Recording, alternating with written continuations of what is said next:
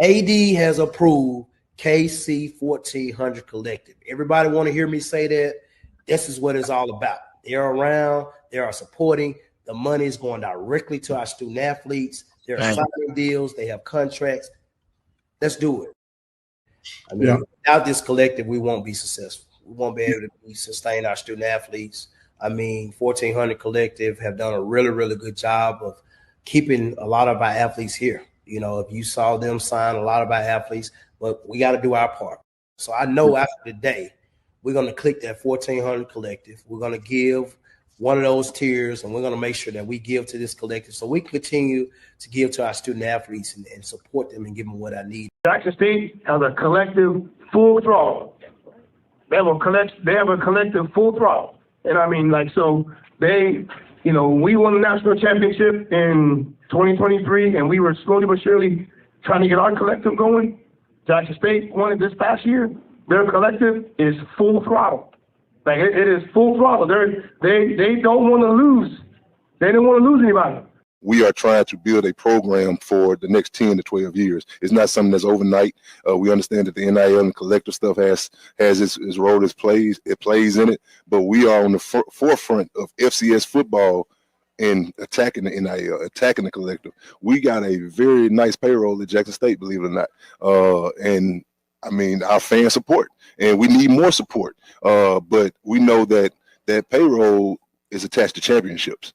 You know what I mean? So we're not out here trying to recruit kids based on money, but we also want them kids to know if you come to Jackson State and you end up benefiting from the collective, benefiting from an NIL deal, we expect a championship out of you. On the field, we bring the energy. Ready to go!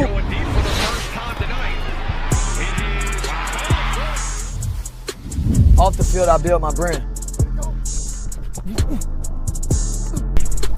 At Jackson State, we make it happen. They said one story, my brand tells another. This is Jackson State.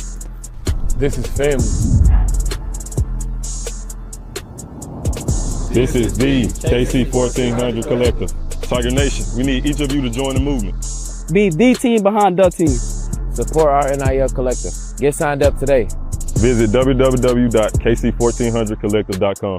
Be our love. Go Tigers.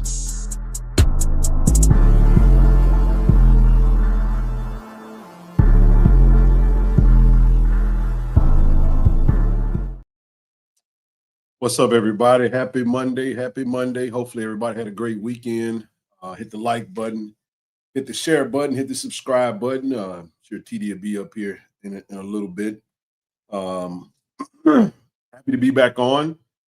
It's Monday. Got an action-packed show for you guys tonight. We're gonna basically talk all about it. If you guys are interested in coming up on the back end of the show and giving us your thoughts on this past week's outing, this past weekend, feel free to do so. But got a lot to discuss tonight, man. A lot to jump into, a lot to get into. So hopefully everybody's doing well. What up? Howdy doody to everybody. Listen, jump right into a few preliminaries while we wait on bro to join us. Listen, foundation, man. Our foundation, Friends of KC-1400 Inc. is our foundation. It is the hub to how we do everything that we do. It is the baseline of our NIL collective. It is the driver of all initiatives. If you'd like to support our foundation, you don't have to wait. You can go to Givelify. You can go on the website, friendsofkc1400.org. You can even access it on KC1400collective.com. So all donations are tax deductible. So I just want to get that out of the way. Haven't put that up in quite a while. But nevertheless, we appreciate everybody that does support the platform, support the movement. There you go, sis. Support. Appreciate it. What it do, Leonard? How you doing, man? Jump into a couple of we want to send a huge shout out to our channel sponsors, Cannon Toyota of Vicksburg, man. Shout out to Billy and Clay and the whole crew down over in Vicksburg for the great support. We also want to shout out Cannon Nissan of Jackson, Brother Will Payton and his staff over there. Said nobody beats a Cannon deal. Absolutely nobody. We appreciate Will, as always, keeping us rolling as we navigate these JSU football streets and route to these games. We're going to be in a Cannon vehicle every time you see us in driving distance. Now, only time we won't be in a Cannon vehicle would be to be the Vegas game. And then I'm going to be in my own vehicle then because I get to drive over there. So what up, Brother Q? What it do, baby? Last but not least, not last, but Auto Masters. Shout out to Brother Timothy Poe, Terrence Miles. Got some good JSU alum brother partners over there. Auto Masters. Listen, if you're in the market for a used vehicle, they can find what you're looking for. They can search all over the nation. If you're in the city of Jackson, you can go to Cannon Nissan. If you're in the city of Vicksburg or beyond, Louisiana, you can go to Cannon Toyota. So we got all your vehicle needs covered. Give them a shout, 601-927-7794, or you can visit their website, www.automasters06. Last but not least, Hill, Mississippi. We appreciate Hill, Mississippi for being a great partner. They can help you with all of your medical needs. Health is wealth, baby. Call them at 601-329-5751 and schedule an appointment, or visit them at their local location, 338 Oak Street, Jackson, Mississippi, 39203. And their slogan is very simple. You cannot spell health without Hill. Yeah, we are driving to Tallahassee, bro, but it's all good. TD, how you doing, brother? What's going on with you, man? Can't spell health without Hill. Yeah, man, we're going to drive over there, bro. It's about a 6-hour commute. I'm more likely to be flying into Jackson, and we'll be rolling with the crew. We'll get over there on Friday. I may not fly, I may not drive back, but I'm definitely driving over. So, but nevertheless, man. But yeah, we can make it happen, man. I used to commute from Austin to Jackson all the time, man. 7.5, 8 hours. I can do that in my sleep, man. 6 hours ain't nothing. Just like driving to the ATL from the Jackson. Hey, man. I'm driving to Dallas. Hey, man. That was a few years ago. Things changed. No, not for me, man. I'm a road warrior, brother. You know me, man. I can beat that road down with like a truck driver. Now I am not a truck driver. Shout out to all my truck drivers out there. Boom! What it do, baby? Hey, blooders. Hey, do the horn, man. Yeah. Shout out to them truck drivers over there, man. I'm gonna put I'm gonna put my vehicle on the road, take that little 3-hour commute over to Vegas. But nevertheless, man, hey, happy to have everybody on. Got those preliminaries out of the way. Hey, one thing I am excited about, TD, new colors, new scheme, new trip. We on the road to now. We hit 8,000 subscribers on the channel, but now we got to get to 9,000 on our quest to get to the infamous and awesome 10,000 subscribers, man. But hey, listen, 9,000 is the next goal. We're going to see how far we can get during this football season. Tell a friend, and tell another friend. KC-1400 Media. Come on over here. Join us live Monday, Wednesday nights, Saturday mornings during football season.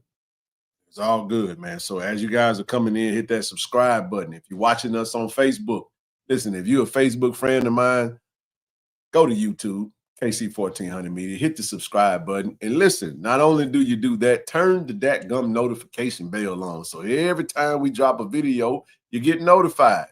And watch it. Don't even skip the ads. And we appreciate you. All right, let's jump into a few things, man. How you doing, bro? How you feeling, man? How was your day? Man, I'm doing good, man. I feel pretty good. Blessed to be here, man. You know, it took me a minute to get a little situated after Saturday, man. But I'm good. I'm good. What's up, Tiger Nation? How y'all doing? Yeah, we hadn't lost a game in quite some time. What it do, baby?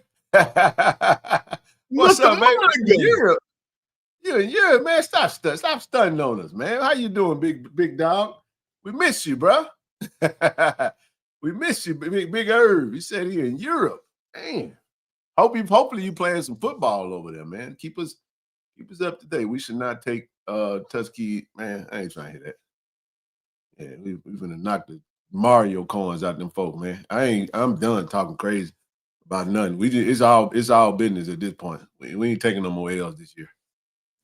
We ain't taking nobody lightly. We really don't. Our team doesn't take teams lightly.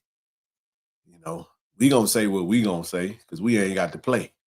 We just got to show up on Saturday and stay cool because it's gonna be hot on Saturday. So listen, man, I'm sorry, y'all. This is not 2017. I know. I hear y'all. What it do, baby? Good to hear from you. Good to see you doing well. I'm sorry, dog. But if Jackson State need to be worried about Tuskegee, we gotta reevaluate everything we doing, bro. I'm gonna just tell you that right now. There's no disrespect to Tuskegee. We just got finished talking about I watched the first half of that game. TD, I didn't watch the second half. I already knew what happened. We gonna get into it, man. We was really we dominated at the point of attack. We gonna touch all on it tonight.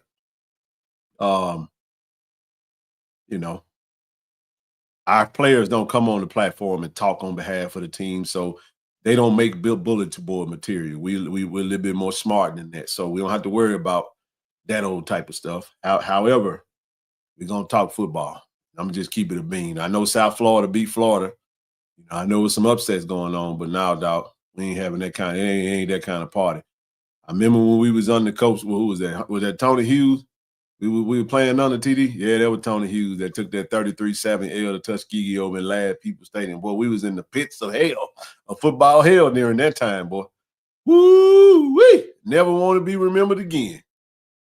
But Tuskegee 2-0. We're going to break them down on Wednesday, though. We ain't worried about them tonight. We're going to talk all about Saturday night, and we'll go from there. We got to get back on track. We're still a top 25 ranked team for a good reason. We got a lot to be proud of. And TD, I'm going to let you cook because I'm going to set you up. I'm playing point guard tonight. I will say this, though. I had a great conversation with Coach T.C. Taylor today. I was talking to TD, and he actually called while I was on the phone with TD and got off the phone with him. And I had a lot of things that I had questions about that I wanted to ask him. And I felt really good getting off that call, man. I'm excited all over again. Oh, really? Yeah, bro.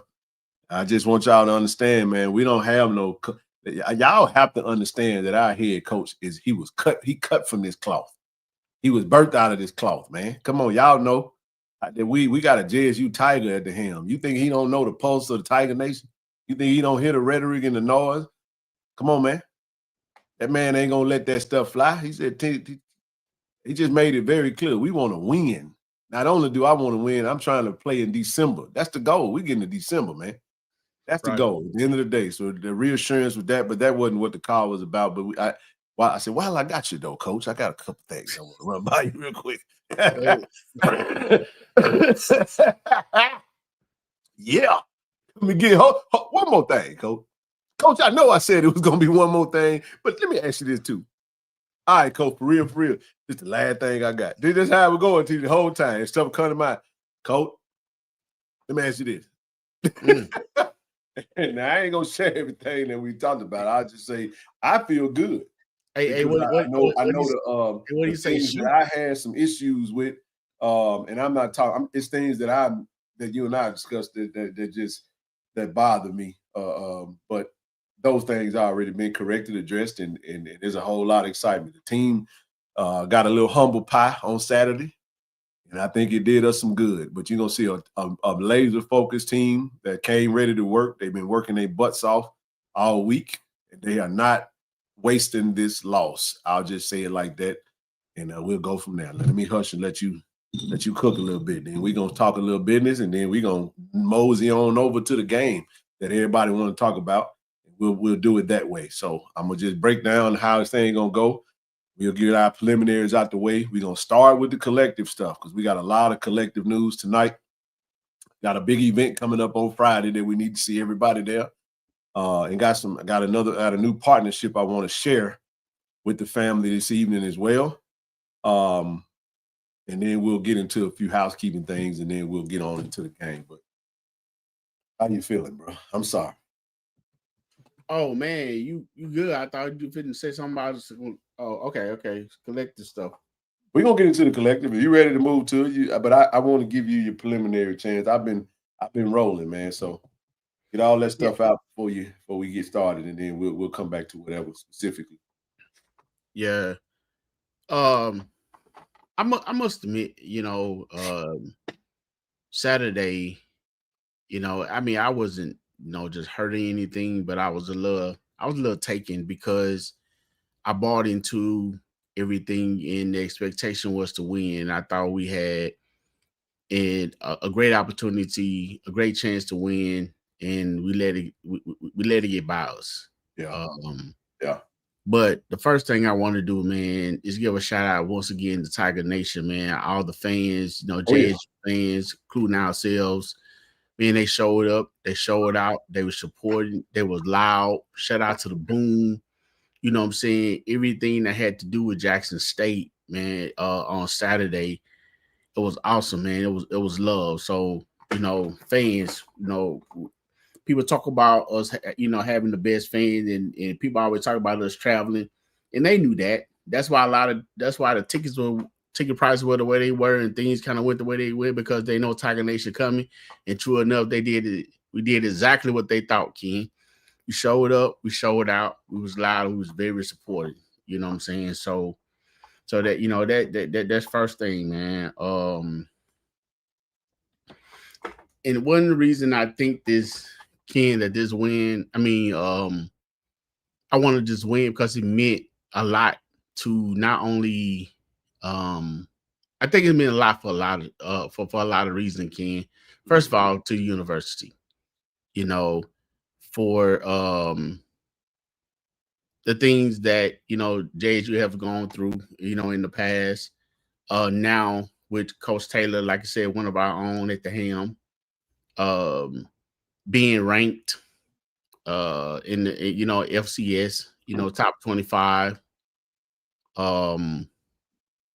It represented more. It was also just for HBCUs, period, man. With Jackson State brand being out, well known. I think that this win beating the FBS school would have catapulted to being, even higher, even greater, to let them know that, hey, we're not inferior to no other team. We're here to play. We come to win. We don't come just for a check. We didn't come to, twiddle our thumbs. We came to play.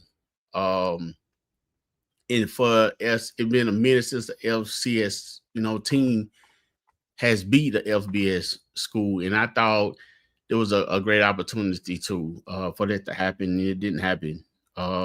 So it was that's why it meant so much to me. I wanted to win, and for Coach Taylor and the staff too, man, the players, because they put in the work. And then to do that would have given a chance to go possibly undefeated, to get recognized and continue to grow.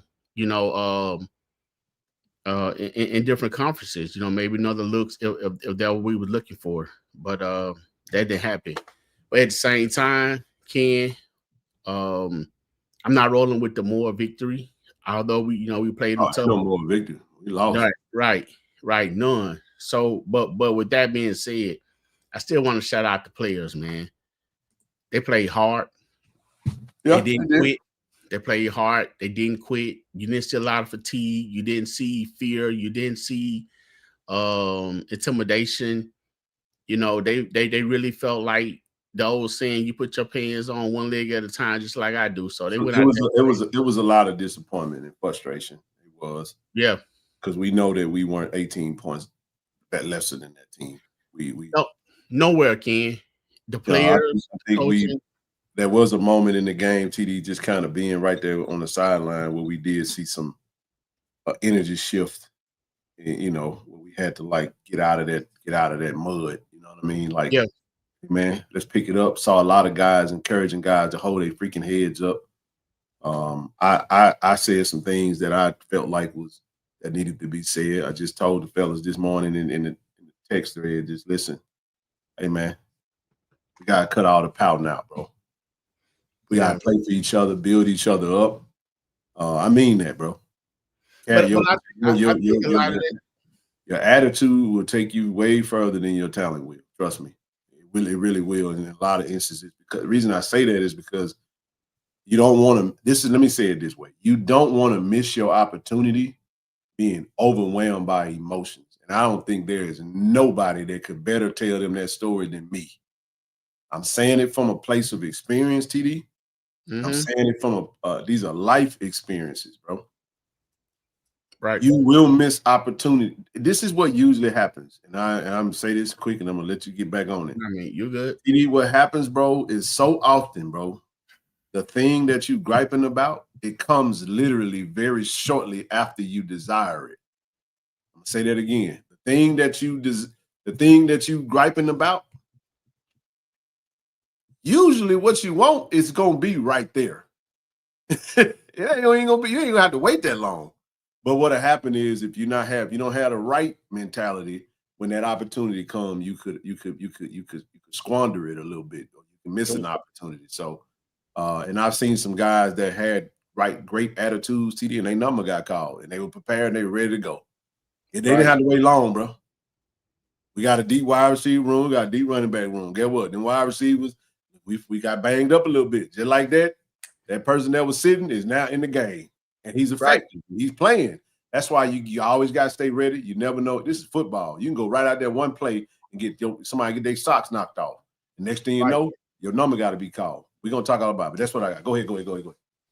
Yeah, I mean, you're fine, man. While we speaking on that, I'm reminded of something that, I know we, talk, we laugh and stuff at, a lot of comments and stuff that Coach Jackson say, but one thing about that, man, he be real serious. That's horse crap, by the way. I got some words for Huff and that fake bravado. You down there capping for them folk down there that pay your check. But if you could have scored 60, then drop 60 on our head then. Right. You couldn't score 60 if you wanted to because you couldn't. So all that, we could have scored 60 acting like today. TC said he heard that crap, man. He down there just capping for them folk because it was a smart play for him. So the people that really don't believe in him like he think they believe in him could he buying himself some time. Because when they get faded in the Sun Belt, if they get faded, then let's see what they do next. All right, go ahead, bro. Yeah, but I want to say one thing that Coach Jackson said, because he was on the coach's call, man. He said something about he talking about playing the game. Coach Jackson said, it don't matter what conference and stuff you in. If they're on the schedule, you go play to win. He don't care if the University of Hong Kong. If they're on the schedule, you go play to win. It's not a money game, not anything like that. We're going out there to compete, and that's what the Tigers did, today. And so I love that mentality that the SWAC is developing about, look, we're not inferior to no other school. We're gonna recruit and get players just like you do, and we're gonna work hard, saying we want to go out there and beat you. Play the game hard. It's no more of those days of just, just laying around, waiting for something to happen. So it was that, but it was a few things, Ken, that I felt that when we did the pregame, one of the things that I was looking at, with their team, we talked about the screen game. We talked about how many screens they run in the screen they ran against Mississippi State. They came out and did the same thing, man. And we had little to no answer for it, we gave that up. We weren't trying to have an answer for it. That was the strategy. We didn't have an answer for it because we didn't care about it. We was trying to keep the quarterback. They played a numbers game. I get it now. Now that I know what the strategy was, it's like, okay, we'll give that up and we'll keep that in front of us. But it felt like their best player is number one on offense. The end of the day, I just, man, you go in with a strategy, you execute, you try to execute it. Agree or disagree, but keep going. I'm not. This is no knock toward any coach or anything. I don't know what the strategy is or was. I'm not in the room with them, nowhere near that. So I'm just going from these four eyes right here. You know what I'm saying? And again, I'm not saying that I'm right.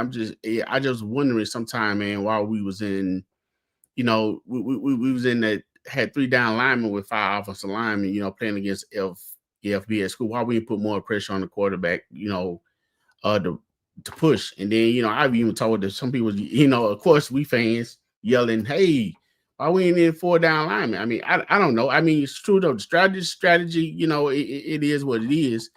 The quarterback had too much time, man. he had too much time, King. I mean, the strategy, it was simple. Keep everything in front of us. That was the whole strategy. I'm telling you what it was. Keep everything in front of us. And they felt like that was their best chance to win the game.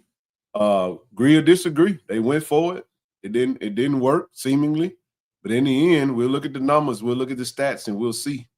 If we're being real, I love just looking at the game.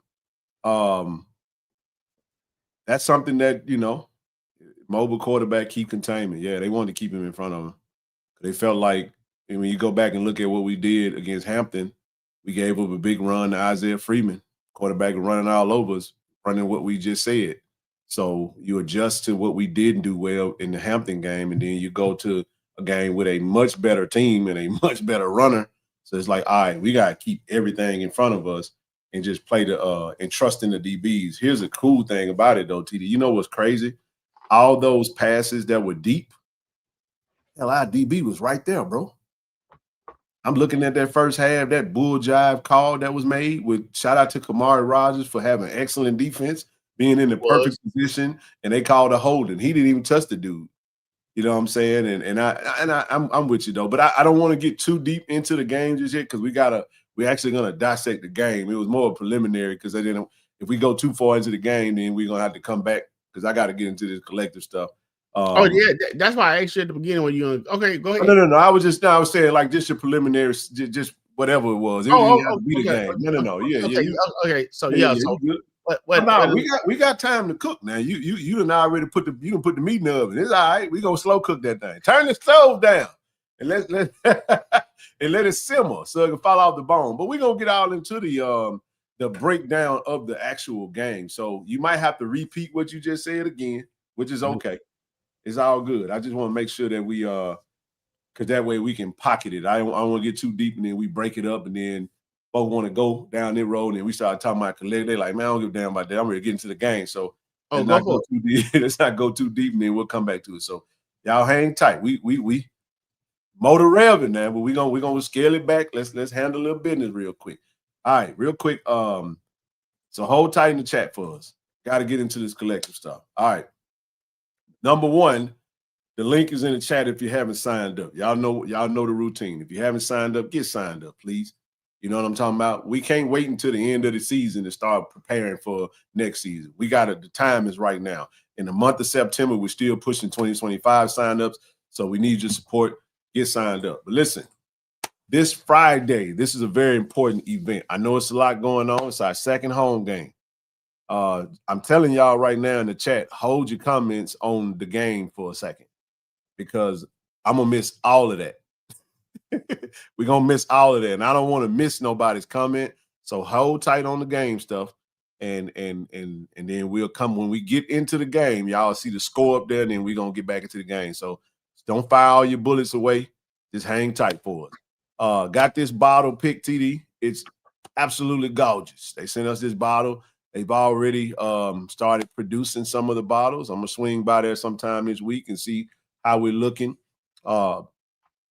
September the 12th. This is this Friday. We will be there from 6 to 9 p.m., okay? 6 to 9 p.m. I just want to tell y'all right now, I know we was initially going to do a live show. We're not finna work like that on Friday, all right? We're going to mix it up because we want to be able to chop it up, be free to talk to you guys, touch you guys. We got Southern Comfort pulling up, man. They're gonna be walking through that thing, getting everybody fired up. The bottles are gonna be on deck. All right, the bottles will be there. We got about 420, I want to say, that supposed to be produced. Let's get all of them bought. This is what it's gonna look like. And I love this look, man. What's your thoughts? That's a beautiful bottle right there. Yeah, I'll probably give it some red eyes, though. It's pretty cool. Oh, you talking about the cat? Yeah. Hey, listen. Hey, how cool would it? So we did talk about potentially getting a label, an actual special label. We might even see a whole tiger head up on that thing with our label that we'll go to the market with. So just hang, But nevertheless, man, this is monumental for us, man. This is huge. So listen, they will have food trucks lined up outside, so you can get some food. The bar is going to be open. Gonna have music. You're gonna have live entertainment. We're gonna be mixing it up. We talking football. May even have a couple special guests stop by. So we will go live, TD, from a standpoint of like myself and TD probably will be like mic'd up for a minute to give you guys some direct, but it's gonna be very unconventional. We're not trying to sit down and be talking like that because we are gonna sit down and talk on Saturday. So definitely we'll address everybody once we get rolling. Like I said, we know it's a lot going on, but man, this how well we do this will determine what we do next with this partnership. The timing of it being rolling out is perfect. The initial thought process was August 29th. That wasn't the time to roll it out. Friday it is. Listen, if you have to work, you can't make the event, I will have an exact time that the bottles will be available on Friday. So if you can't make the event, you can still go by Cat Head Distillery to purchase this bottle. It will not be available online. I'm sorry. We won't be available online. You have to physically go to Cat Head, which is on 422 South Fair Street. It's right behind the convention center, over by the fortification post office and the fire department right there. So if you just go, if you look at the convention center, it's right behind it. Pull up in there, grab you as many as you can. It's 12 bottles to a case. Listen, I know y'all gonna be tailgating on Saturday, so here you go. You have a little something, line them bottles up, grab what you need to grab, and let's get them all purchased. What's one of the coolest things about these bottles is for every bottle that's sold, TD is $10 back to the collective. So just think about that like that. If you're buying your vodka, you're buying it anyway. Grab that Cat Head and let's right. support the collective, man. So I hope to see you guys on from 6 to 9. And we're gonna have a good time. We're gonna be chill, man. I don't want to do too much work. I've been enjoying them Friday nights off, man. So we're not trying to do no whole lot of work. We work hard all year long. We want to be able to touch you guys, mix it up with you guys, take photos, do all that good stuff. We're switching it up. Let's have a good time, and let's do what we got to do. Jimmy, he wasn't caring, trying to. Okay, I don't know what y'all talking about. The price point is $30. It's just $30 bottle. 750 milliliters of good vodka for $30. So, and then you think about it, we're gonna have those lemon drops on deck. I think the lemon drops will be $12. I think $3 per lemon drop will go back into the collective as well. So that whole event is gonna be a KC-1400 collective event this Friday. So hope to see you guys there. Pull up, man. We want to see all of you guys. Make sure you guys let us know who you are. If we don't know, and we'll go from there. So that's what I have on that. Anything you want to touch on this, TD? Because the next photo, we're going to jump into a whole new partnership. Yeah, man. When you speaking on the collective, when you said, $10 to go back into the collective, which goes back into the players that we, the great athletes that we have on the team, not only in football, but basketball and softball and everything else. And then we can have, good product like we had, playing against, USM. You know what I'm saying? We probably, wouldn't have had the athlete that we had to compete as well, as hard as we did last week because we probably lost a lot of those players to the portal or to NIL stuff. We would have.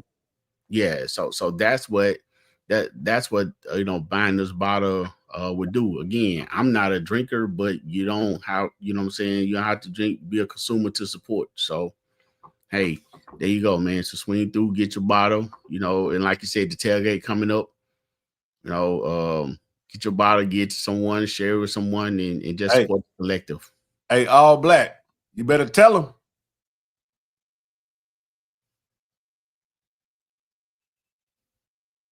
I'm gonna let y'all sit on that for a minute. I saw a mighty few of them, and I think would look real good in the JSU Tiger uniform next year. I'm just saying, we can do what we want to do. It just depends on how much we support. The support dictates what we could do. It's just that simple. Now, one of the things, this is our partnership. We got something a little fun, TD, that you may not listen. It's not available yet, but I want to start off by saying this right here. I'm gonna come on off screen real quick and just look at us for a second. With TD, we got a Jackson State alum. Brother Rob Gold and his wife owns a distillery, a brewing company out of Houston, Texas. Anybody know anything about Point City Brewing? Point City Brewing, man. Point City Brewing We talked about those cocktail mixes, man. I want to send a huge shout out to Brother Rob. And first of all, shout out to Brother Levine, man, who connected us. Brother Rob got that old-fashioned syrup, and he also got that margarita mix. We talked a little bit about this. No high fructose corn syrup, 100% real fruit. This is a JSU alum doing big things in H-Town, right? You done connected the dots, baby. And guess what? I'm proud, man. I'm excited. I'm happy to finally, man, get us to the point where we got some fun cocktail mixes, man, that we're gonna be partnering with the collective. Right, TD? It's not out yet. This is just a peep under a tent. Okay? What y'all talking about in the chat? Y'all stay with us, man. Stay with us. Follow us now. They fighting with all black, man. Yeah, leave out. Look, listen. Just come on, y'all. Stay with us now. I need y'all to lock in.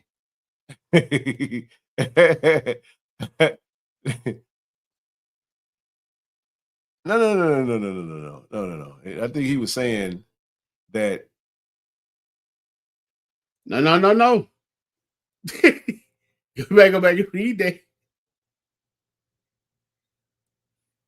Oh, I thought he was talking about us getting some players over there. No. No. He's being for real though. Yeah. I get it. That's 3 players on the field this season right now that Huff wanted. Yeah, I could just tell y'all who they are. We done played them now. You know what I'm saying? He wanted Jeremiah and Kamari Rogers. Bad. I'm gonna tell you that right now. Still trying to, I'm telling you guys that. Right. Seriously. So they're not the only one. They want Jonas for Tilling. Hell yeah, they do. So there's several players on our team right now and they're gonna have money to play with. We're not sugarcoating anything, And but nah, bro, it ain't all black. At the end of the day, he keeping it real, but we ain't going no further than that. I'll just leave it at that. So right. I show respect to everybody because I understand the game. I know how it go. And if they're gonna go to FBS school, why the hell they gonna go up down to Hattiesburg? Ain't nothing sexy about that school down there. Ain't nothing to it. So, I'm just tell you that right now. But anyway, back to what we were talking about. I was thinking about some players that we want from them. While you worried about us losing our players, we serious about the collective over here.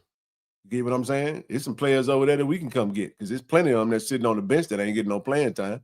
That's gonna be just as frustrated, and we can snatch a couple of them up just like you. They can come hunt for us. But nevertheless, at the end of the day, there's players that were playing for them that wouldn't even start for us right now, and I stand on that. So it is what it is. Overall, y'all had some good home cooking down there with them refs, so I hope they got paid. I'm gonna show y'all the stats. It was 12 penalties to 4, and that team is not 4 penalties good. That was horse crap, and it was game altering type situation too, in very strategic times. So, at the end of the day, we're gonna get to it, bro. We'll get to it. But listen, mix it up. We got Essentials, the USM NFL video game was just tonight. Yeah, it's cool. So shout out to Rob. We're excited. CD, we got so our first one, we're not gonna mess with the Know Your vibe because we did partner with the old-fashioned syrup. I think it'll be great with our Greenwood whiskey. Then if you want to make a whiskey Rita, you can also do that with the margarita mix. So nevertheless, you gotta understand, people gotta understand that I'm gonna just say this right here. There's some players down there that was on recruiting visits that we shook hands with too. So don't think that y'all ain't the only ones that playing in that game, bro. The problem is y'all fear Jackson State because y'all try to cripple JSU, but unfortunately, Jackson State got bullies to fight with now. And as soon as our folks and our fans do get serious about that, USM gonna be in trouble.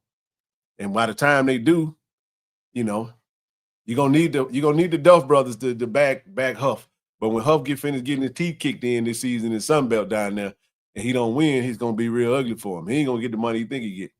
Anyway, do you think we can get some of the players they want a recruiter? Yeah, we can get some of the players. We got the best coaches in the conference, and we look good, TD. We look good, and we showed up. The band was better. Matter of fact, I don't like that the band played that little joint halftime show. I didn't care nothing for it. I ain't take no photos of it, no pictures of it. I don't want to see no clips of it. But they did what they did, and it's over with. Hey, let's get through the reader, bro, so we can jump into that. I'm going as it comes. But but yeah, man. First up, so I think about that, man. We got that Tiger Rita margarita mix coming down the pipe, man. This is what it's gonna. This is what the label's gonna look like. So TD, this bottle of the margarita mix is gonna be Tiger Rita margarita mix, man. Coming to yeah, you know what I'm saying? It's official. It's ready to roll now. We just ain't Tiger Ritas, man. Yes. Okay. Yes, sir. I'm pretty sure you can show me how to make one, huh? I can show you how to make one, bro. You know what I'm saying? But I want to say this, man. But no, man. This is good.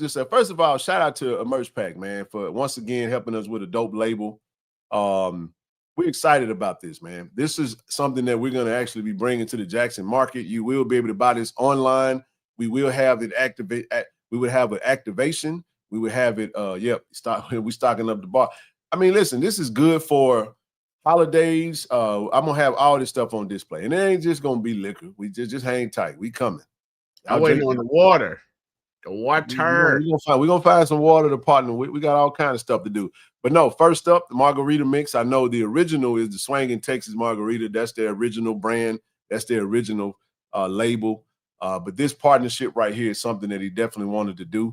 And we're excited about that, man. No alcohol. There is no alcohol in these. There is no. This is straight. This is a mixer. This is a mixer. You add the alcohol to this. Whether you're adding margarita, whether you're adding your favorite tequila, or whether you're adding whiskey, however you want to do it, that's on you. But this is more. These are the ingredients to make the mixer. It's not a.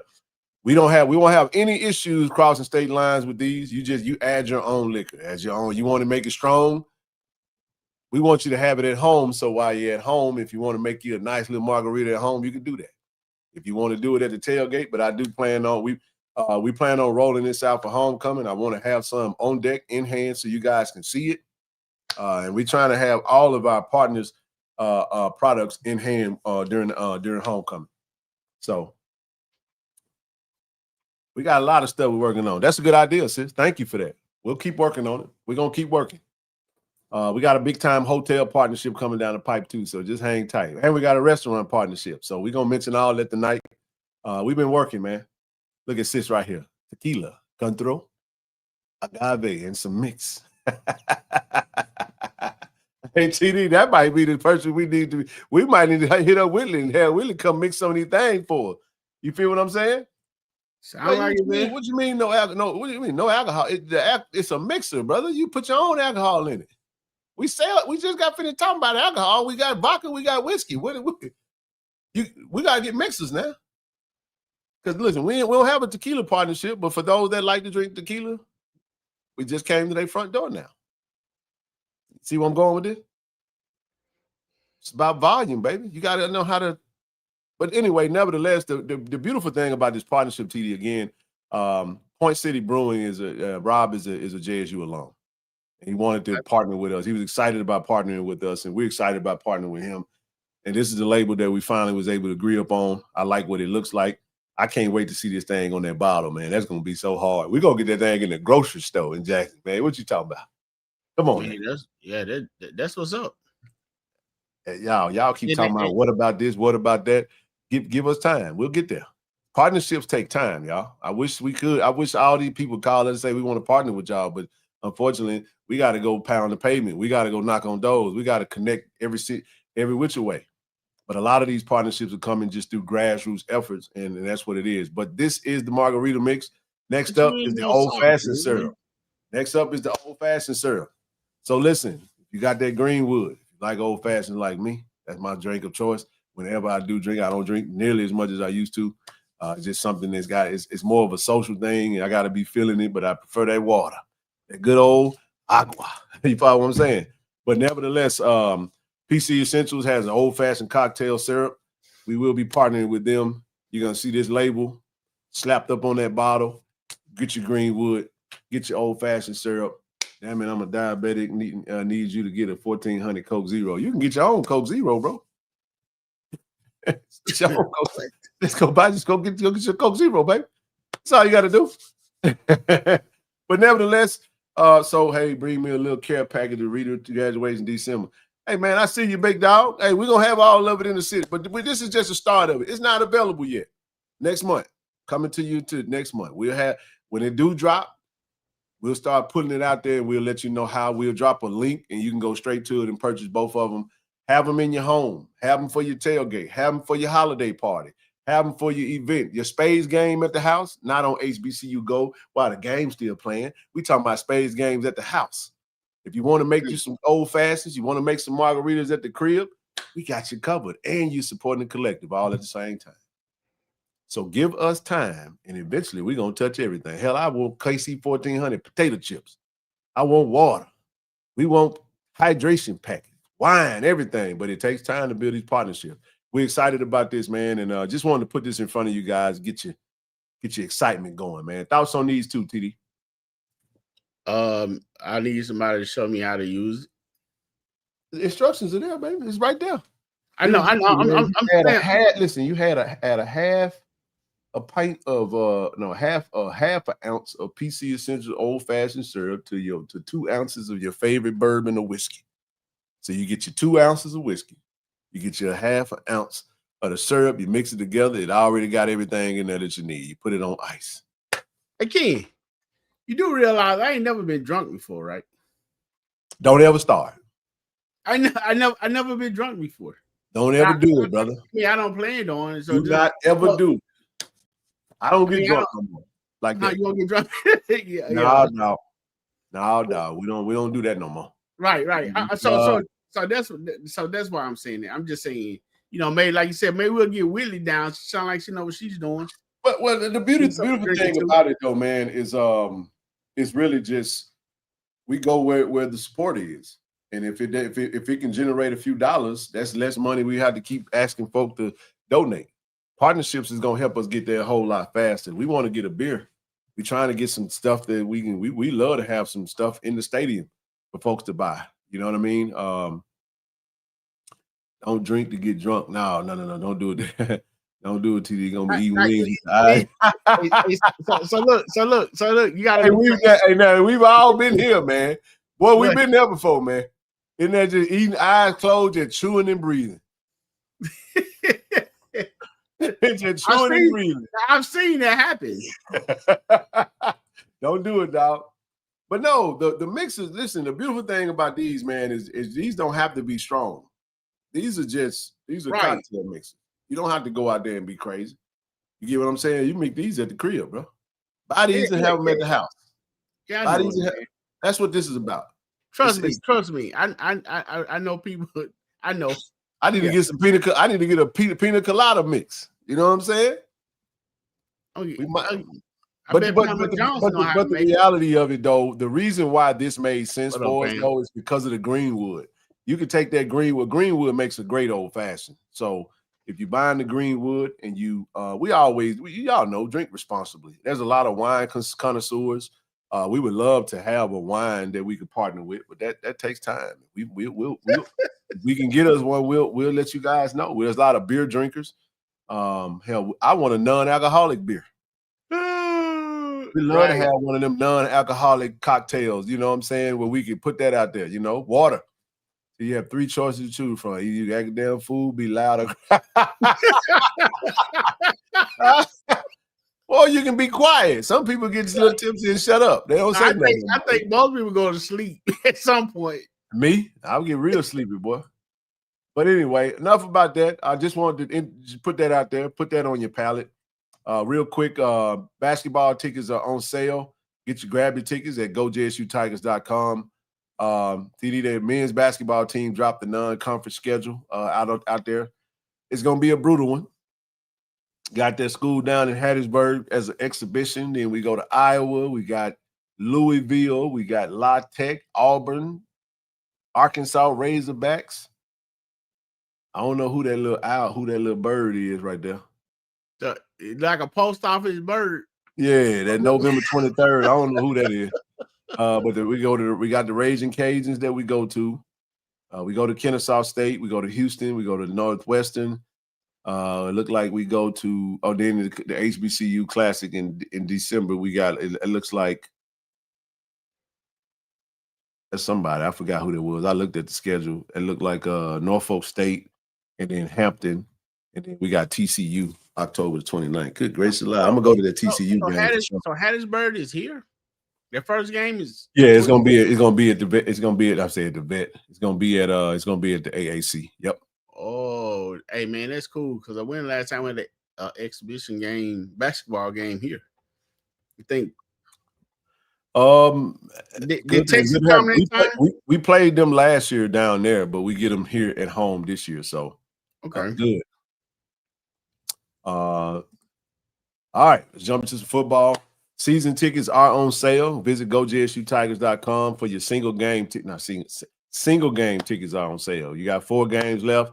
Tuskegee this weekend. You can scan that QR code. It'll take you straight to the ticket. Check out. Meet us at the vet. We're not talking about Tuskegee tonight, man. It's gonna be hot as hell this Saturday too, man. 2 p.m. by the way. It's gonna be hot, bro. But we got Tuskegee coming to town. We'll talk about that on Wednesday. All right, let's get into a little football over the conference. It was bloodbath Saturday. Texas Southern wasn't so bad, 35-3 over versus Cal. Decent showing. No more victories though. Ohio State cashed in a check. They paid for a nice little shellacking of Grambling, 70-0. Florida Atlantic whooped up on FAMU 56-14. Whew. But R.J. Johnson did bounce back and look a lot better in that game. Southern got beat down by Alabama State just like we thought. Cam McCoy had 4 turnovers, two interceptions, 2 fumbles. I didn't watch the game, but I just kind of looked at the stats and was like, my goodness, bro. Tarleton State whooped the snot out of Mississippi Valley. I saw don't care nothing about the MEAC and what Vic or Deshaun Jackson doing. They both won, but yeah, whatever. Alabama A&M beat up Alcorn. Cornelius Brown had a really good day. Alcorn made a comeback though, didn't they? They were down pretty good. They were down pretty bad, and they came back. UTRGV. 2-0, new football program. They won in the 4th quarter. They came back and scored a touchdown, and the running back ran one in with like 2 minutes to go in the game to beat Prairie View. Miami 45-3 versus Bethune-Cookman. And then you had Central Arkansas 41-17 over UAPB. How much is this the clock running? I wonder. No, for real. I don't know. I couldn't so say far into the 4th quarter. Could have been Grambling or some of these other games, bro, because it could have looked like it could have been worse. They probably just let it run, but everybody that I thought would win won. So I would have been a perfect 12-0. I know 11-1 because I had Jack say yeah, 11-1. I'm sorry, 11-1. My mistake. But I had us winning. Obviously, I had Central Arkansas winning, UTRGV, Tarleton State, FAU, obviously Ohio State, Cal, Alabama State over Southern, Alabama A&M over Alcorn, Miami over Bethune-Cookman. So I would have went 11-1. I mean, I wasn't sure about the PV one, man, because when they come down off that hill, it's something different. You know what I'm saying? So I mean, I wasn't sure about that game there, especially with that being a new program. But hey, guess they coach know something. But they've been practicing for 2 or 3 years or something like that. Yeah, they have, bro. Well, they've been building their program up. Right. 2-0, and then they got another little easy game coming up next week. I've been watching it. They'll be 3-0. But it looked like the team got a pretty good roster, man. They've been preparing, but tough out. They play in the Southland, so we'll see how they do if you planning to keep up with them. The standings pretty much are what they are. Prairie View's the only one that's got a conference win so far. Texas Southern, the only one's got a conference loss. Again, like we said, Alabama State won, Southern lost, but it didn't count in the conference play. That's why I was saying, like, it was a beatdown, but you're going to lose. It's best time to lose is right now, right? Coming up game for this week. All right, let's look at people under the tent. We'll talk about Jackson State on Wednesday versus Tuskegee. We got them at 2 p.m. It's going to be on SWAC TV. Oh, wow. Alabama A&M is traveling to Tennessee State. That's going to be a good game. It's going to be a good game. Miles is going to play against Alabama State. That's going to be a beatdown for Miles. Mm-hmm. Alcorn State. Oh my God, he's got to play Mississippi State. Sheesh. Yeah, I thought we had all those out the way last week, man. Hey, Bethune-Cookman versus South Carolina State. South Carolina State had a really good game against South Carolina. Hey, man, that might be a good game, Ken. Bethune-Cookman and South Carolina State. Yes, sir. But former MEAC foes. They have their moments now. Yeah, former MEAC foes, and I'm taking South Carolina State though. South Carolina State look like they got a pretty good team. Damn, Grambling got another D2. Okay, I understand. You coming? You they beat up on Langston and they went and got whooped up on by Ohio State. Now they get Kentucky State. So got to get the confidence back. You got to get it back. So I guess that was smart scheduling, right? Mississippi Valley versus Southeastern Louisiana. That's a beatdown for Valley. Prairie View A&M versus Rice. That's a beatdown for Prairie View. Lamar versus Texas Southern. Give me Texas Southern in that game. I think Texas Southern got it. Now Lamar is mid. They lower tier of the Southland, unless they've gotten better for some reason. I think Texas Southern got a chance. Lamar has to go to Texas Southern, so I want Texas Southern to win that game. Albany State versus FAMU. FAMU will get in the win column on Saturday. Lincoln Oaklanders. Who the hell is that? Okay, all right, whatever. Pine Bluff will get a win on that one. Southern versus Fresno State. Southern gonna lose by 12 touchdowns. And we'll get destroyed. Man, I thought we were done with these beatdowns, but oh wow, Lamar just beat South Dakota. Yeah, that's gonna be a loss for Texas Southern. My bad. I take that back. Never mind, y'all. My bad. I'm thinking of Lamar from last year. Right. That's an L for Texas Southern. All right, then. Man, you have a right to change your mind. Everybody's like, damn, Lamar beat South Dakota. Hell, there's an L. Texas Southern. I gotta take that back, dog. Now I gotta see how bad. I ain't gotta see it. I'm gonna trust the chat on this one. Hey. All right, so let's see. All right, boy, Jack State, man. After even TD. So listen, the AFCA FCS Week 3 coaches poll still got Jack State ranked number 15. We took an L, but we didn't fall too far down. Jack Rabbits up top, Tarleton State. Yeah, them some tough teams, bro. Jack State dropped. We did drop in the stats poll from 15. I want to say 15 down to 19. Who say you're not sold on? Damn. Woo! All right. They rank. I'm gonna go with Texas Southern. I'm going with Lamar on this one, Blue. I'm gonna go with Lamar on this one. I think I'm gonna go with Lamar. Well, you know what?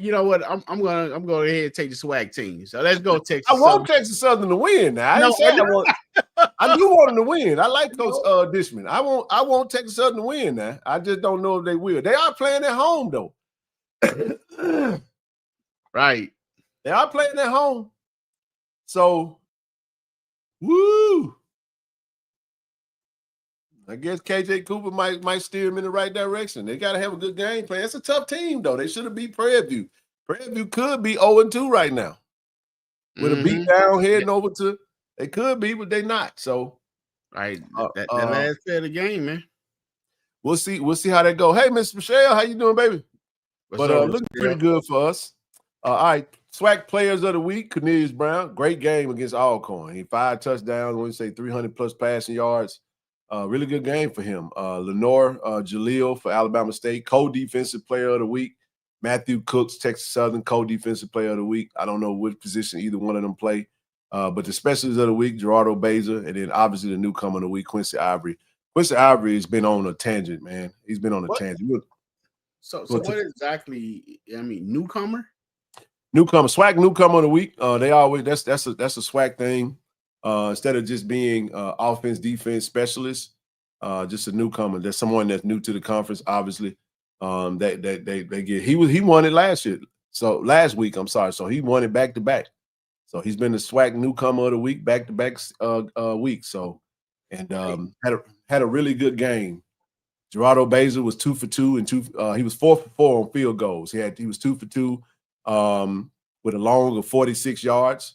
And Quincy Ivory, 10 tackles, 1.5 tackles for loss and a sack while playing in basically out of position seemingly all damn game. Right. He still had a monster game though. Hey man, and in our pregame I mentioned, G baby. Yes, sir. So I'm definitely happy for him. I knew he was gonna be a key part. I was really hoping he came to the last second field goal. I knew he needed to put points on the board. We got, like I said, we got extra points right now. He's 6 for 6 in extra points, 2 for 2 in field goals. He's perfect. Yeah, love it. Is Quincy Ivory the best edge rusher in the conference right now? I mean, yes. As of now, I mean, as I can see, yes, but I hadn't seen the rest of the school. I haven't either. I'm saying statistically, it's probably it's a rhetorical question that I don't have an answer for. As of right now, Quincy Ivory has 3 sacks, 5 tackles for loss, 18 tackles in 2 games. Man, isn't that something, bro? And I think it probably would have. I think it probably would have been even better last week. But I mean, go ahead. Shout out to brother Jonathan Dobbins over at Light On Sports, highlighting Quincy Ivory, instant impact. Hey man, Quincy, you can come to the chat anytime you get ready. Gibbons been going insane, so it's him or Ivory. Gibbons, Colt, Kelby Gibbons. Okay. Now he got 3 games under his belt now, though, too. But it probably still took that first one. He no. No, that's SWAC MEAC challenge. Nah. He got whooped up that game. Yeah, he must have bounced back these past couple games though. He had Valley and he had Alabama State. Now I didn't watch that game. I will watch the game, but I haven't watched it yet. But 18 tackles in 2 games. Like I said, 5 tackles for loss, 3 sacks, forced fumble recovery, quarterback hurry. I mean, he What you remember what he said on Tiger Talk? You know what his aim is? What's his aim? James Houston. Hey man, listen, Quincy Ivory, keep this up, man. He gonna be defensive player of the year. He ain't gonna get drafted. I'm just call it right now. Boy, pro. If he can continue this same if he can continue the same level of play. I like it going into Tuskegee. Coach Quinn, turn him loose. Don't hold him back. Put him on that line, let him go get the court. Matter of fact, don't even let it. I wouldn't even tell him to huddle, like Dub said. I wouldn't tell him to huddle. Just go line up on the line, man. You know what your job is. And whatever we doing over here, don't worry about it. You just go get the quarterback. Give him 8 tackles for loss, 5.5 second pass, 2 games. Okay, not bad. First game was so bad, though. I prefer Ivory game. See, that's what I'm saying. 5.5 second the past 2 games. He had Valley, though, man. I just about to say you played Valley and who else? Valley and Alabama State. How many have? Question. How many did break that down for me, Blue? How many sacks he had in the Valley game?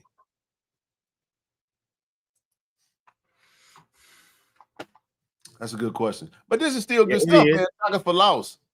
13 tackles, 8 tackles for loss. Man, I'm just saying, Quincy could have had more than this, though. If he would have been on that line all day Saturday. He would have been on that line all day Saturday. Boy, he would have had 3 sacks. Yes. I'm telling you, he would have had 3 sacks, man. I know he would have had. I'm Quincy all day long. 18 tackles in 2 games. I'm going to say it again. And one of them was an FBS opponent. Kelby, 3.5 against Valley. They get the punt right. I mean, you can't take nothing away from his numbers. I ain't gonna take nothing from Kelby Gibbons. He was the defensive player of the year preseason, and he won the player of the year last year. So Kelby Gibbons is a pretty good pass rusher. I just want to see it. Let me see what he do Saturday against Fresno State, because Quincy upped his production, and he was basically playing out of position all game. Ain't his fault. He did what he was asked to do with a good attitude. And he was hurting at the end of the game, though. He was hurting because he that loss. He wasn't even talking. He was hurt, man, like emotionally hurt, bro, because he know that we were better. We were better than what we showed. We could have won that game. It is what it is, bro. But I'm shouting out Quincy, bro, because I just, man, is a man. Oh, man. I just, oh, my God. He can drop in the coverage and give his cap. That's true. That is true. I like him, though, man. I didn't know what to expect out of Brother Ivory, and I think he's a man on a mission right now. And I think Saturday he going to just, man, don't listen. Let that boy play, man. Let that boy play, coach. Let him go get them quarterback. I want 4 sacks Saturday.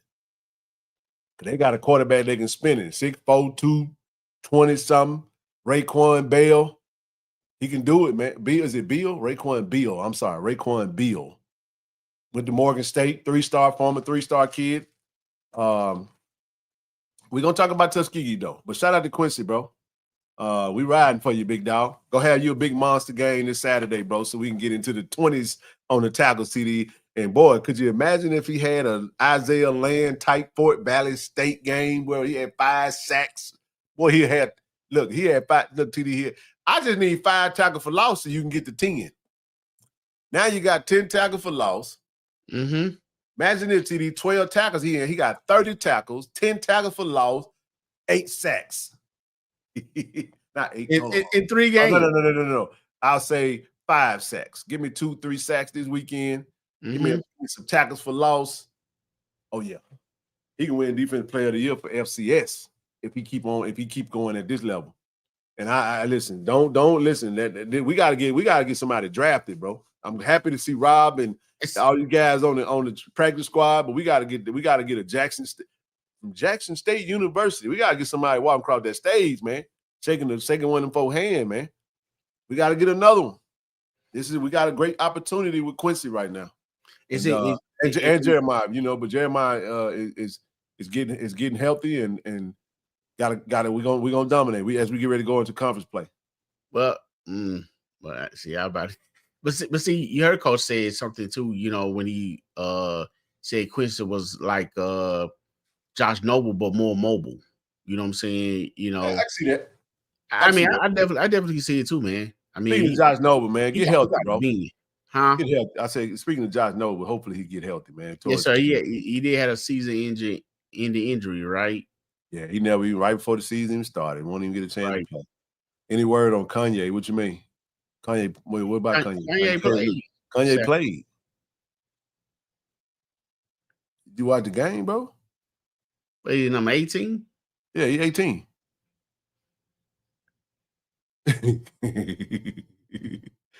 He said, what words you want from him? All right, let's move on. All right, let's get into the game, man. He said, "Oh, I'm asleep." Yeah, you didn't watch the game, Zordon. Come on now, you slipping over there. Yeah, he played, man. All right, so we played. Listen, we lost 38-20, man. 38-20. Y'all know the outcome. Let's look at the team stats, TD. Jack State versus Southern Miss. All right, team stats. Total first down, TD. We lost 25-19. Rushing had 11 first downs rushing. We had 6 passing. That tells a story. We're going to keep it moving. We had 2 penalties. They had 4. All right. Total rushing, we outran them 191. We had 42 attempts. They had 36. We averaged 4.5 yards. We had 2 rushing touchdowns. Yards gained 220. Yards lost 29. Passing 131. They had 224. We were 50% passing with 2 INTs. They had a really good pass. Braylon Braxton had a pretty good game. He had 3 touchdowns. We didn't have any. Total yards offense 322. They had 363. We did win the play. We had more plays than they had, 70-68. Penalties though, 12 penalties to their 4. Like I said, that 4 penalty. They're not a 4 penalty type team. That wasn't a 4 penalty game for them. They got away with several holds. They called a couple of calls on us that just was bogus. The call on Ashton, the call on Kamari. Man, it's some stuff, man. That we can say. But thoughts on these team stats thus far? I see they got 2, which is incorrect. Like you said, it was a 12. I mean, we didn't do ourselves any justice either. I mean, we did have some false starts and stuff. But some of those calls, and then offside penalties, man, that sustained drives was killers, bro.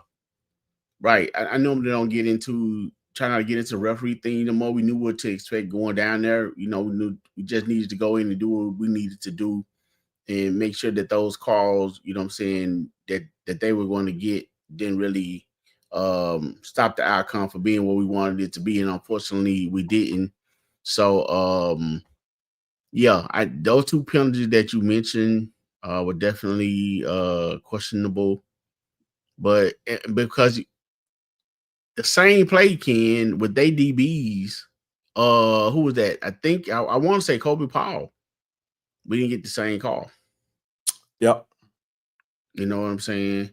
So, and then when they did run into Donovan, they just gave it a running into the kicker.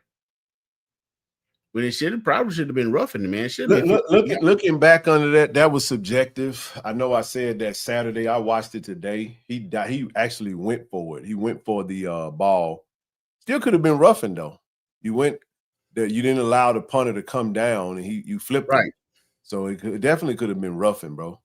Running into the kicker is running into the kicker, not clobbering him. That is roughing. Right. So yeah, you're right.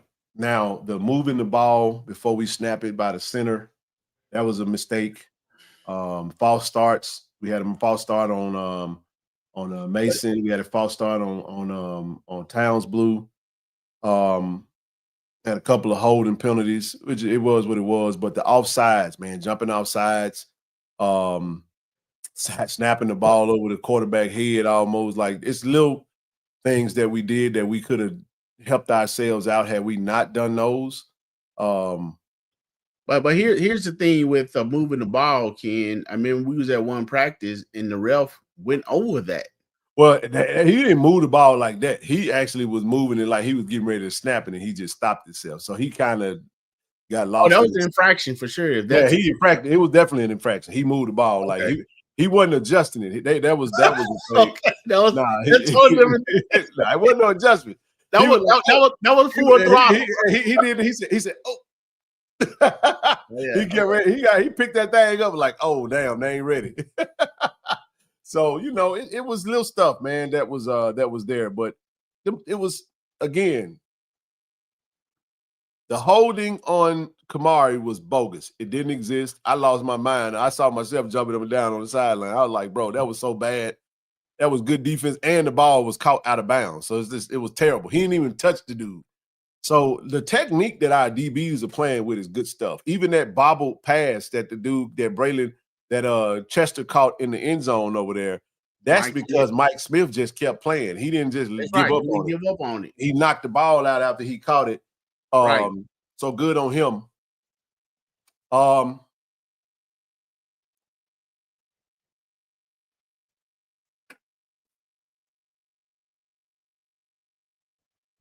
The Ashton. I was trying to remember what I was going to say. I read a comment. Ashton, they called the block below the knees or something like that, which was horse crap. He was trying to make a tackle. So it was going to be one or two things with that. Either he was going to try to take on that big offensive lineman and get pummeled, or he needed to go under him and try to get around him to make the tackle. You know what I'm saying? I don't think it was a situation where the guy blocked him into the punter. No, he lunged at the he went for the ball. Like he dived up to go block the punt. And he missed, and he fell into the kicker when he came down. That's what happened. He fell into the kicker when the kicker came down from kicking. Like I looked at it multiple times today. I didn't see our player block him into it. I gotta go back and look at that. If you say you saw that, then cool. I didn't see I didn't see us block him at all, actually. But we'll see.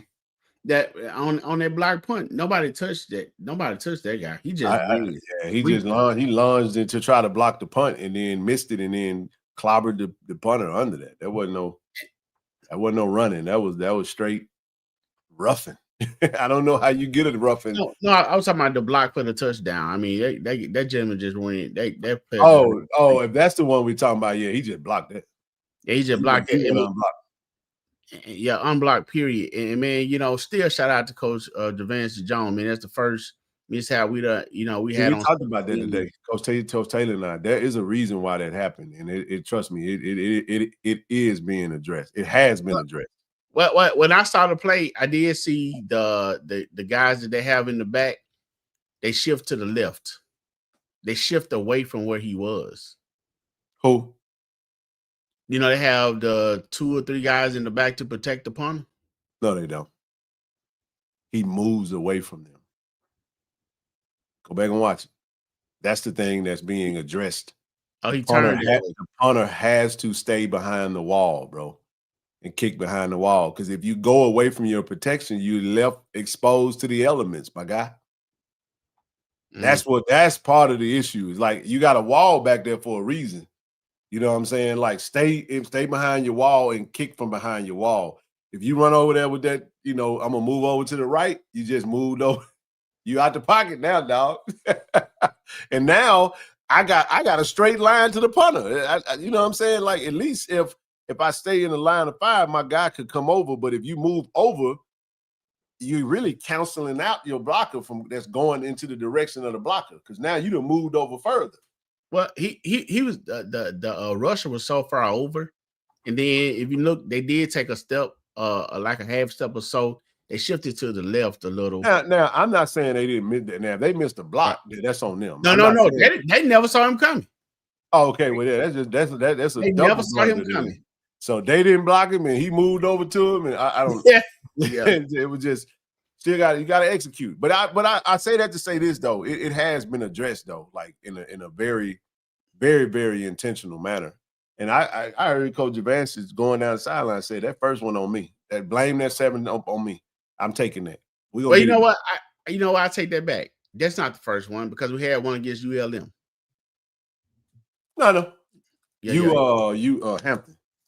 No, I was talking about. I was thinking the first special team they have in the mishaps in the last year and last year in this season. But yeah, we did have one against ULM. We got a block punt against ULM. And he took ownership of it. That's what I love about it. He took ownership. That's on me. Trust me, it's getting corrected. Because I say it this way. The purpose of the call, I ain't getting into why the call was. It has everything to do with something about addressing that particular issue. You get what I'm saying? So the coaches are they're stopping at nothing to address everything that they've seen. Let me say this to everybody. Trust me, the team has seen the film and everybody has seen the eye in the sky don't lie. If they missed an assignment, they know the assignment that they missed. They have been coached on it. They've been shown it. And I was even told that the guys have a great attitude about it. Coach Taylor and them, they had a really good meeting with the team and told some of the guys that he said losing shows you the character of your team. And a lot of guys just not showing good character in this loss. And it's good that we see it now because now they can address it. They make some adjustments on their end. Everybody got to look in the mirror, man. And that's what's been done. And I'm just saying, like, sometimes TD, unfortunately, losing gets you back focused. And they locked in again. So I all I can do is convey what the head man said. So if I listen to the tone of articulation and the temperament and the you weren't trying to sell me on nothing. You know what I mean? We discussing punch. No, we just talking in general. We were talking about that particular play. But in the end, got to be a lot quicker. Hit the snap, grab that thing, boot it. And you ain't got all that kind of time now. You can't be winding up slow. You know what I mean? And well, I kind of noticed that, you know what I'm saying, a few weeks ago that his get off was a little slow. Yep. Like I said, that part is also being addressed as well, man. Just getting a lot quicker. When you get the ball, you ain't got all that kind of time to just, to set it up perfectly. You got to catch it all in good motion. Boom. Yeah, you got to catch that thing and go, man. I mean, but once he connect with it, he's doing a good job of placing. Good job. So he's doing the good thing about what we're talking about, T, is it's fixable. Yes. That's the thing, and sometimes, if you don't know it's a problem until it becomes a problem. Then now it's like, all right, well, damn, we got to fix this. So now, but it has been addressed, and it will be. I think we'll see the results of that. Let's move on to the next team stat: punts. We punted 5 times. Don't worry about that. Kickoffs, those stats, punts returned. Eric Simmons did a good job. Miscellaneous time of possession. TD, we actually won 31-15 to 28-45. Third down conversion, we was 5 for 16. Red zone scores, we was 1 for 1. I mean, we got in the red zone, we scored. As a matter of fact, everybody did. We only got sacked twice. We gave they got We got sacked 3 times. They got sacked twice. Yes. They were 1 for 3 from field goals. Yeah. So those miscellaneous stats. So let's jump into some of the individual stats.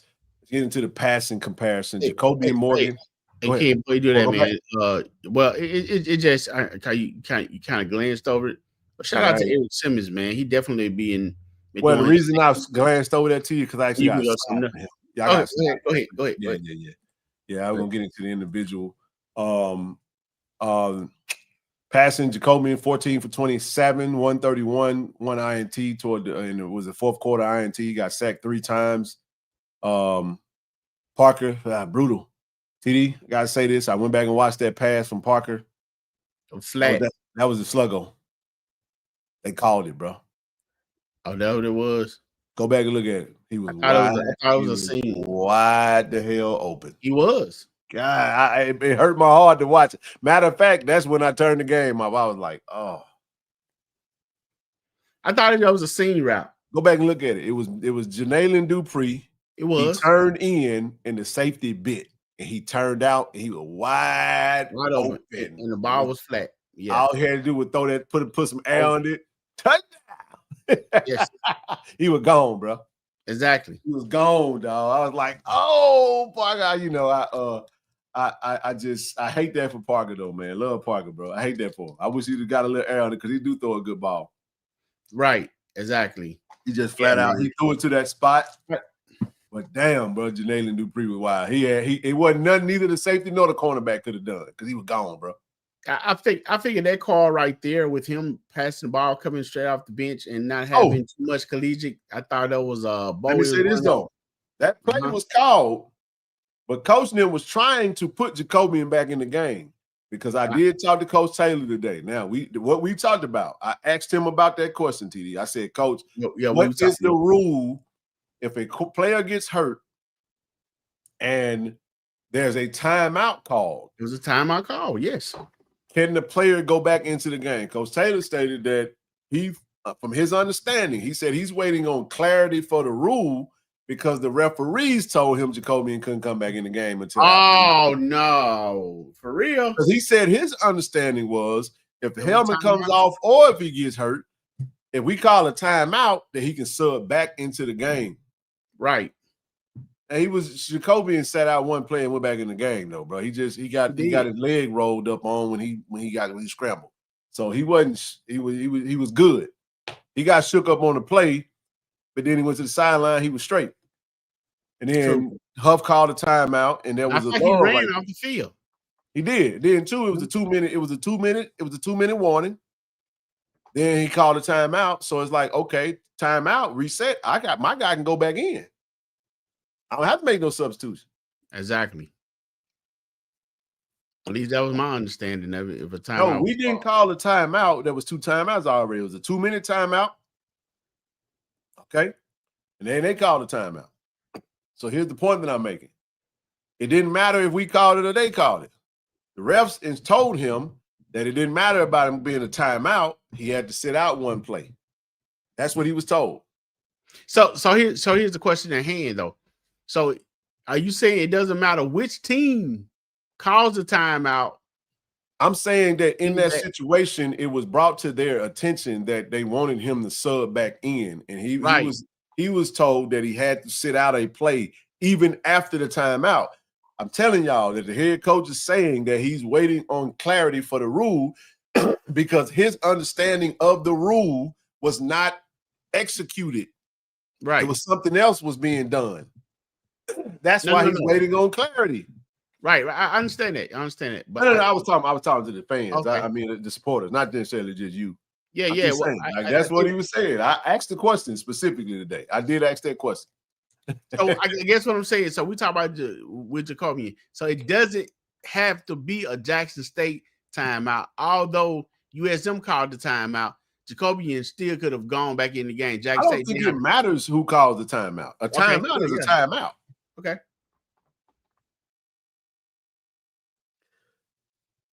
Well, this is what I'm saying. This is the point that I'm making. Even if that's the case, then that is what the referee communicates. Well,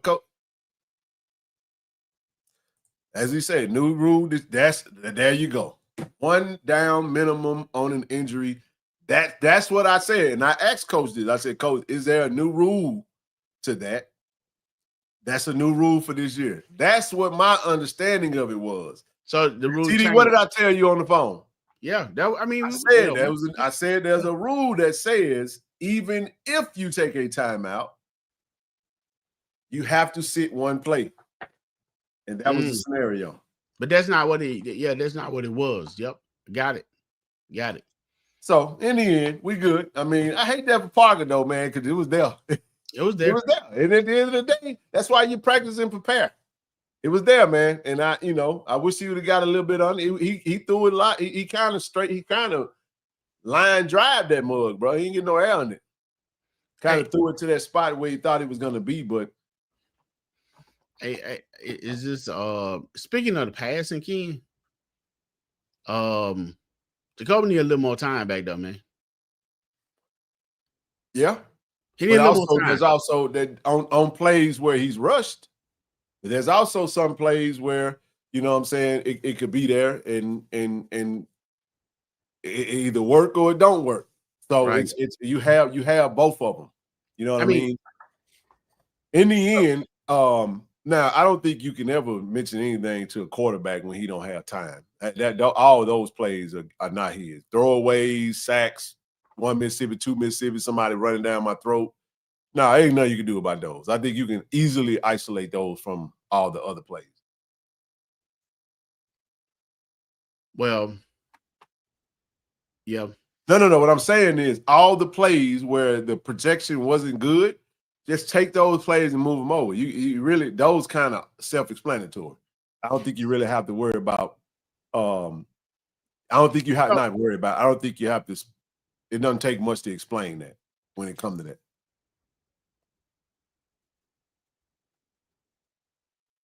Is Parker QB2 or QB3? He was QB2 on Saturday. And with two quarterbacks that played.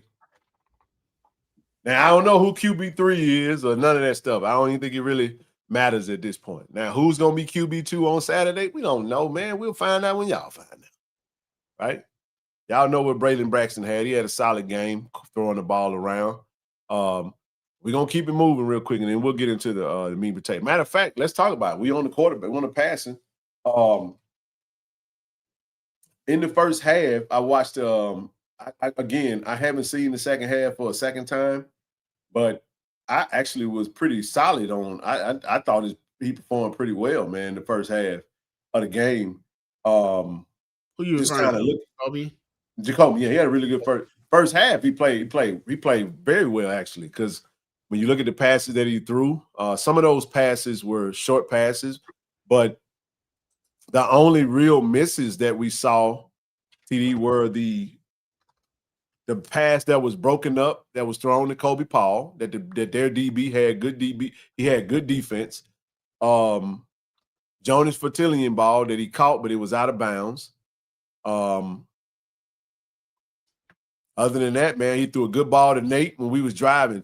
Remember, y'all, go back to that drive. That drive before Parker come in, we were moving the ball. He had just tossed it. He had just tossed that thing over to Nate, TD. And then he tossed it to Jamil Gardner right after that, who got a tough first down. And then the next play, that's when he rushed, and that's when he got banged up, and that's when he came out. I think if he's in that game, we having a whole different conversation, because, boy, if we score right then and there before the half, it's just an unfortunate spot, man. He actually was he didn't get hurt on the run. He got hurt on the dude that fell down on him. Right. He was already down, and the dude come in, kind of fell down on him and rolled his leg while he was down. That's what happened. Right. Fertillion got banged up, and then he came out of the game. So he played it. Go ahead. Yeah, I mean, again, Ken, I'm not not trying to throw dirt on anybody. I'm just speaking on, you know what I'm saying. I ended up going back and watching the game, and I looked at the time that Braylon had in the pocket compared to what Jacoby had in the pocket, And the reason Braylon did a lot of stuff that he did, I mean, he had way too much time in the pocket. And then, and again, this just my eyes and what I'm seeing. There were times where, like I said, Jacoby got sacked 3 times. There was time when I even counted, you know what I'm saying, you know, the time that was in the that the quarterback in the pocket. I know for and a it was fact always somebody in the area. One of them sacks on him though, because he had two receivers that he didn't go to, and I'm just telling you what I saw. That was the first. Okay, yeah, go for it. We talking. No, just one of those sacks. I was wondering why he didn't throw it. He had to check down, and it's like he turned from it, and then he wanted to go down, and he wound up just taking the sack. Are you talking about the one where Dupree was lined up on the right side, and then he ran to the left? Dupree ran to the left side, and then he turned around and threw the ball to Travis? No, he didn't throw it at all. No, I'm sorry. Is that the play you talking about? Travis was the check down, I think. Yeah, well, actually looked like it was designed. It might have been Dupree, though. No. So Dupree was lined up on the right in the slot. He motioned and ran to the left side of the formation. Jacoby and they hiked the ball. He looked to the left as if to throw off, but then it looked like the play was designed for him to turn back and go to Travis Terrell. But if you look out, the corner was already out there. So you even had the tight end leak. I should throw it away, huh? If he would have, I said you even had the tight end leak. Where if he would have went to that tight end, that safety could have jumped that route. No, I'm with you on it. What I'm saying is that if he was going to take the check as it was already starting to collapse on him, if you could get it out your hands and not have to take that hit, but he chose to go through the progression to try for whatever it was that was in the play, and it just so happened that it wasn't there. Because I think he had to like misdirection. He went one way and he turned the other way. Exactly. That's when at that point now, if we're gonna, this is why I'm saying it that way. If we're gonna highlight when the offensive line miss assignments on pass pro, we also have to highlight when he does have the time and nothing good happens. So or it leads to a sack. So it kind of I'm just saying like that's my thought process on some of it. So when you talk about taking sack, because he didn't take a sack last week, but he took 3 this week, and 2 of them it is what it is. You kind of get barreled down. First half, I got to go back and look at it. That first half, what about the first sack? What's your thoughts on that? I can't really. I got to go back and look at it because I didn't like highlight. I didn't hone in on Jacoby and sacks. I was just kind of watching the game, so I'm trying to remember. But it was a lot of plays he did not have enough time. I can put it to you like I'll put it to you like this, man. And, you know, I love the offensive line. I love, you know, Coach Mann and everybody got going on over there for sure. But most of the time, the pocket it was something or someone in the area, and this is not, you know what I'm saying. I don't know whether it was a blitz or whether somebody did a swim move on the guard. No matter, I mean, whatever the case may be. But if you look at again, when you look at that's why the question came in. I mean, even more so on when we rushed the 3 passer, when Braylon just stood back there. I mean, no one nowhere near him, no hands grabbing at him, no helmet nowhere near him. He just stood there. If you give a quarterback that kind of time, okay, I've been DBs got back there. Some receiver gonna bound to get himself open. Mm-hmm. You know what I'm saying? So when you look at the game again, look at the time that Braylon had. I'm not confused on what Braylon had. I got the answer to what Braylon. Why I'm gonna say it again. Yeah. Either take the answer or just keep asking questions. The answer is the strategy was to keep him in front of them. That was the strategy. Like whether we agree or disagree, it was contain the quarterback. That was the strategy. That's why we only had 3 pass rushes. That's why. Now I ain't saying that's what I would. I told you I'm putting 4 down linemen down. I'm going to get him. Man, right? That's what I'm doing. But at the same time, I think that was the strategy. Contain and try to keep everything in front of us. And you know, in the first half, we only gave up 10 points on defense. Second half, not so much. We gave up 21. Was it 21 in the second half? I want to say. Yeah, 21. I know it was 14 in the fourth. So I think it was 7 in the third and 14 in the fourth. That's what I see. That's what I'm saying. That's exactly what I said. He was responsible for 1, and then the other one was 2 missed assignments. That was the whole point of what I was trying to make. That's what I said. So we agree. I mean, I ain't never gonna look. We got to get better on the pass pro. Run protection seems to be pretty damn good right now. You know what I mean? So now, mind you, we splitting hairs here because we're talking about being dominant and being excellent and being playing. In order to be the FBS team, you can't have no damn missed assignments. You got to go out there and you got to dominate and you got to just do your job. You know what I mean? You can't fault a quarterback that's got literally a second and a half or 2 seconds. Ain't nothing he can do except take out running. You know what I mean? And then a couple of those, when he did take out running, shoot screen tackles. And to your point, he was under duress all game. So that's the point. That's why you make things tough for quarterbacks. You put pressure on him. But to your point, TD, you let a quarterback sit back there and twirl his damn thumb with the ball in his hand. He's spinning that thing like a basketball, looking around, trying to figure out who he want to throw it to. Oh, here go a guy I think I can throw it to. And he flipped that thing. And then matter of fact, I just run it. You know what I'm saying?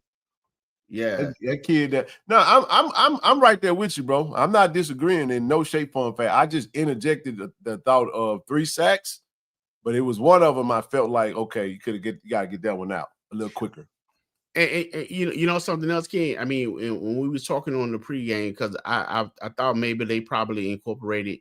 I mean, will incorporate some of this, and that's like I said, some of the screens up. You needed something to make the defensive line work like they did our defensive line. So what they did with all those screens, a lot of I mean, I know the offense is offense. I'm just talking about, you know what I'm saying, being able to make the defensive lineman move and chase plays, run them down to kind of, get a little fatigue there. I thought something that probably would have been done, with some of the quicker guys on offense. I mean, that's what I'm saying. I don't have the answers for it. I'm with you. I'm right there with you. There was definitely some opportunities there. I'm gonna just be real with you, bro. I ain't for all that old fancy shit. I wanted to just smash mouth them. We was dominating at the point of attack in the run game. I would have just kept running the ball. That's just me. I'm just keeping it a bean. I mean, one of our best drive was in the second quarter when Amari scored that touchdown. We threw one pass, and that was the pass I want to say to Kobe Paul for 5 yards. If I'm not mistaken, we threw Kobe Paul, and then we just keep smash mouthing them. They had no answer for Travis Terrell. I would have had 4 or 5 backs rotating in and out, and we would have just, hey, look, my 5 versus your 4. You want to stack the box, then I'll throw. It's that simple. As long as I saw 6 in the box, I'm going to run that junk down your throat. You just got to stop me. Right. That's what I would have done. This is my thought process on it. I mean, because Amar was delivering out punishment. He was like a running linebacker, man. There's some guy ran into him. He took out 2. Let's look at the rushing attack then. So when you look at the rushing attack, Travis Terrell averaged 8 yards a carry. Mari Matthews 7.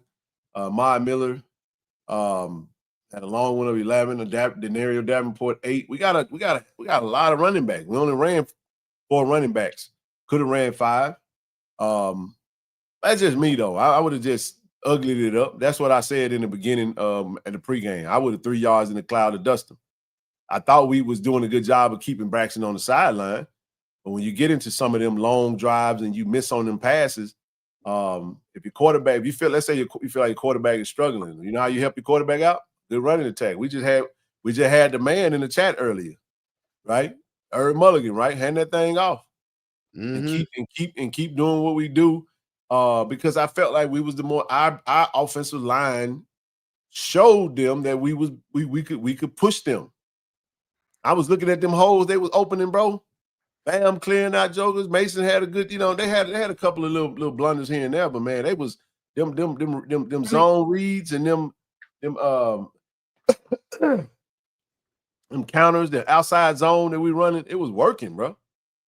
It was working. But I do understand trying to be balanced too and try to mix it up, make the defense be honest. I just would have been. For me, man. I'm on. If I'm playing you in Madden TD and you know how to play, you can't stop. Why would I switch it up? So I mean, and then even with the physical style that our running back run with, Normally with an offensive lineman, if you just like put a hat on the man and drive him, if you run with enough power, he's gonna run through that little arm tack or whatever that defensive lineman is trying to do. And then the rest a lot of times is up to him. Let you have a guard, somebody, or tackle designed to rub off on that linebacker and get downfield with him. It look like our offensive line love to block downfield. So, you know, man, like I said, they run hard. I mean, all of them do. I mean, you're gonna be pissed for a long time because I don't think we play an FBS opponent next year. I'm over this game, bro. I was that's why I'm talking. Yeah. I was just like, I told TD today, I can't wait to Wednesday, so we ain't got to talk about the damn game no more. Right. I woke up Sunday hurting, man. I was like, damn, man, I hate we lost that game. You know what I'm saying? But it so close, but yet so far away. That's how I feel about it. But no, rushing attack, we outran them. I mean, 220 to they 160. And there's only about six different plays, bro. We had 4.5 yards per rush.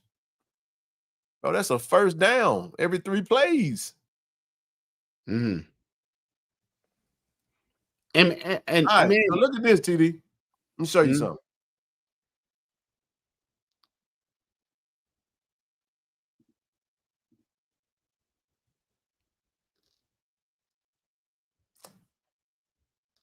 Passing, we averaged 4.7.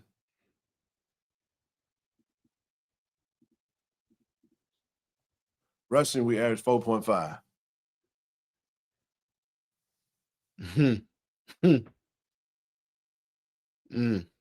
Well, KJ, you just choosing your own emotional distress. You might you not flush it and move on. I think she is. I know she is. That's my girl, man. She cool people. You know, it could have been. We all right. We gonna be fine, man. And we know we're better than what we saw.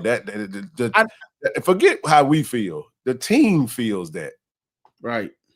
The team feels that. Again, I don't give a damn about this game in Atlanta in December. I'm telling y'all, if in December in Atlanta, playing for a second Celebration Bowl, you ain't gonna get me to give a damn about this game, man. I moved on. I'm just saying, I'm not carrying this game in my heart. Oh yeah. I'm saying the reality, the outcome is sealed. It's done. I felt this on Sunday. I was like, man, bro, I had to I run towards the pain and just deal with it. Like, man, I hate that. Deal with it and I move on, man. But I ain't gonna be lingered. This ain't gonna linger. But we're gonna get this out tonight. Now we're gonna open it up for y'all in a minute. But I want to get through these stats real quick. Receiving, real quick.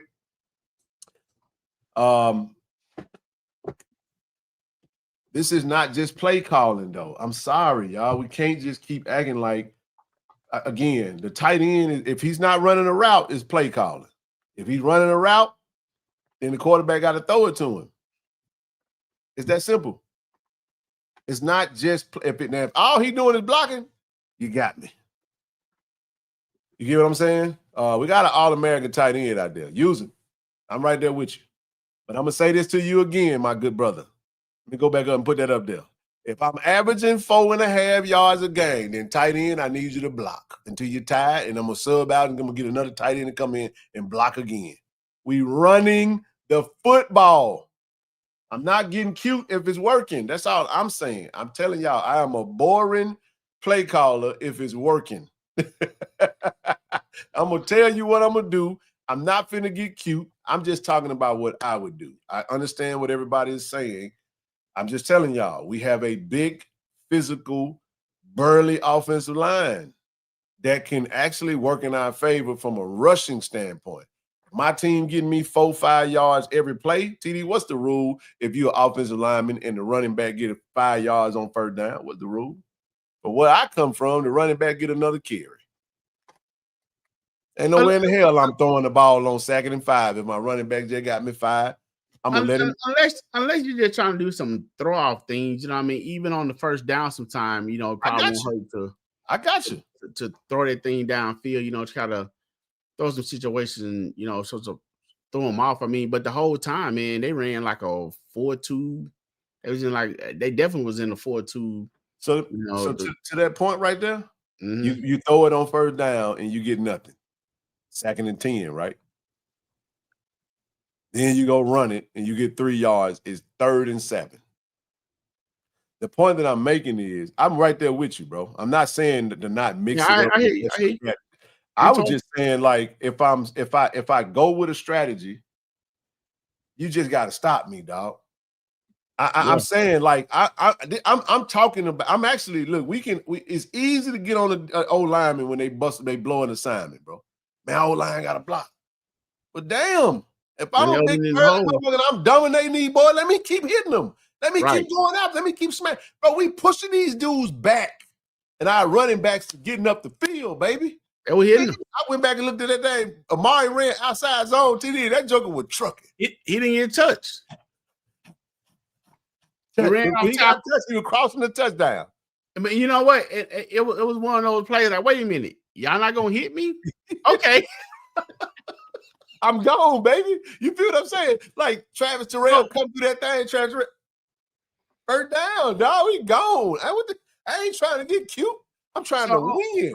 On that touchdown play, I mean, I kind of deemed Amari Matthews a 3rd down specialist, man. Yeah. Definitely after the I mean, he was doing it all season last year, but he hit it real hard during the Celebration Bowl. I got one gripe though about Amari Matthews on Saturday. His name was misspelled wrong. I'm just telling you, on the back of the jersey, it was Matthews. It wasn't Matthews. Oh, I don't care. I didn't want him in the end zone. No. I want him in the end zone too. But TD, that little stuff right there hurt the hell out of me. That could have been the people that did it. It ain't always our people. It's just I ain't saying it's our fault. It could have been the person who printed it up and did it.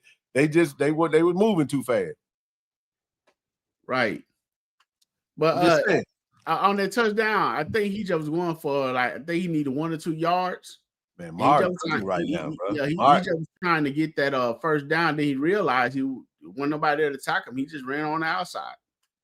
Man, Amari got 2 tugs right now.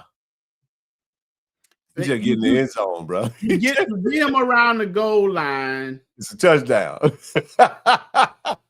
It's just a touchdown, bro. I'm telling you, man. Listen, I get it. I know we deep at the running back. We got banged. Listen, this is what I'm telling you. TD, I'm going to say this again. We got banged up Saturday at the wide receiver position. Yeah, we got depth. Samar didn't make the trip. Jonas goes down. See where I'm going with this? QB got banged up. Get what that told me? Run the football. I got 7 backs over there on the sideline, bro. I'm going to run it down your damn throat. So, it's just me. I'm being comical, but you get what I'm trying to say. Yeah. Nate Remember had 4 receptions for 64 yards. Jamil Gardner, proud of Jamil, man. Got in, he stayed ready. That's who I was talking about. Jamil didn't get a lot of burn in the first game. He got some, but not as much as he probably would have liked. He had a great attitude.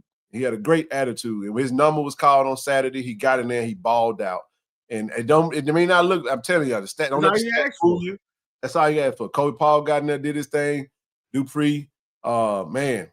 So at the end of the go ahead, you bro. know what? Arlo was talking noise back to USM. They didn't back down from him. Oh, we didn't. We were ready. I mean, you know, I'm talking about even the wide receiver. I seen Kobe talking. You know what I'm saying? Nate do a lot of talking. Nate got the heart of a champion, man. I love Nate. Bro. I call Nate the little big man. Hey, man, just call him big man, bro. You know big what man. I'm saying?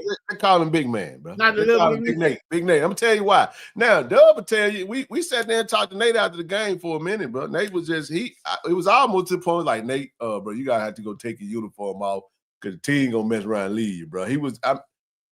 Quincy was. I'm telling you, guys. I listen. I told, like I talked to Coach Taylor today. I said I hope that this game Saturday was our Grambling from last year.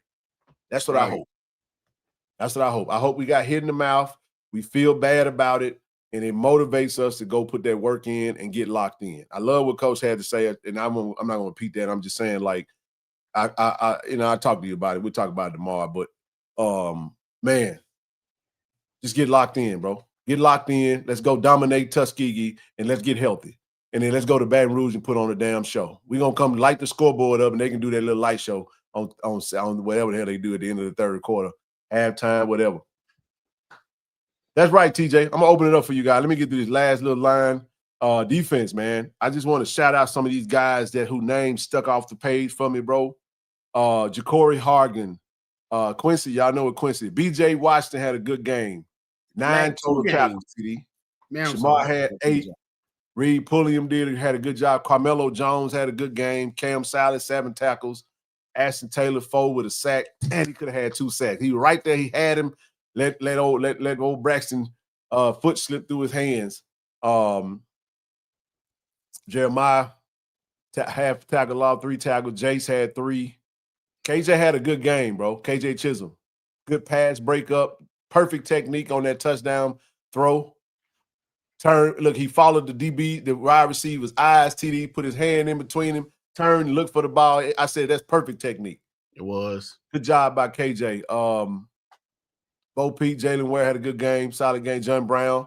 Bowie. Hey, look, side Stanley Cooks, man. Stanley Cooks balling right now. Both of those guys. Them dudes balling. Kazarius, Bowie, and Stan. I'm proud of them dudes, man. They just go put that work in, man. I saw Bowie name Saturday on the ground. I was like, yes, that's what I'm talking about right there. Yeah. You like to see him on the ground. Yeah. I mean, he was happy about it. So he got ready to do his step, and I'm like, okay, yeah, so you're doing something, man. And like you said, Cook. But man, I'm gonna tell you something. Let me go back to this real quick too, Ken. Do your thing, bro. BJ Washington. Yes, sir. Feel great about the young man. He's still coming real in because he was balling the time he got hurt. Yeah, he did. And he slowly starting to get come back. Now we're seeing that BJ that was balling definitely against Southern in 2023. So, and you know what? In the first game, he had some mean hits, man. He was laying wood, man. So shout out to BJ, man, for coming back. I mean, he balling. Hargrove, he's a hard hitter. Cam, yeah, man. Carmelo Jones, that dude is violent. And then he and Ashton both, missed that guy back there, man. Woo, man. Yeah. Hey, listen, the guy is tough, man. Braylon Braxton is a tough runner, bro. Well, Ken, you remember during the pregame, I stated if you're gonna hit him, you got to wrap him up. Yeah, you said if you hit him low, he's gonna still. He has the upper body strength, stay up to still finish the ball. So when you hit him, you got to go ahead and take him down. You can't play with him. That's Quincy didn't have no problem when he hit him though. Hey, Quincy closed that ground real quick, didn't he? Hey, Quincy hit it with the little birds and. Yeah, it was in there, man. No, man. I listen. This team showed great promise, man. I don't think Blue. Let me ask you a question, man. It's a real question. It's for Blue. I know Blue ain't on the. But what you've seen, because I ain't watched all these folk. I know that I know the answer to what I'm looking for. But I just don't think nobody can stop us from running the ball. Nobody can stop us from running the ball. Nobody can stop us from running the ball. I don't think there's a team in the conference that's gonna stop us from running. There's nobody left on this schedule that's gonna stop us from running the ball. If we don't have 200 plus yards rushing every single game, I'm absolutely disappointed, TD. There's nobody in this conference or nobody that can stop us from running the ball. Nobody. Not happening, dog. I'm sorry. They normally have a type defense, King. There's nobody left on our schedule that can stop us from running the ball. I just don't believe it, bro. Coach Sam Shea, the defense guru or something like that. You think there's a defense left in this? It's possible.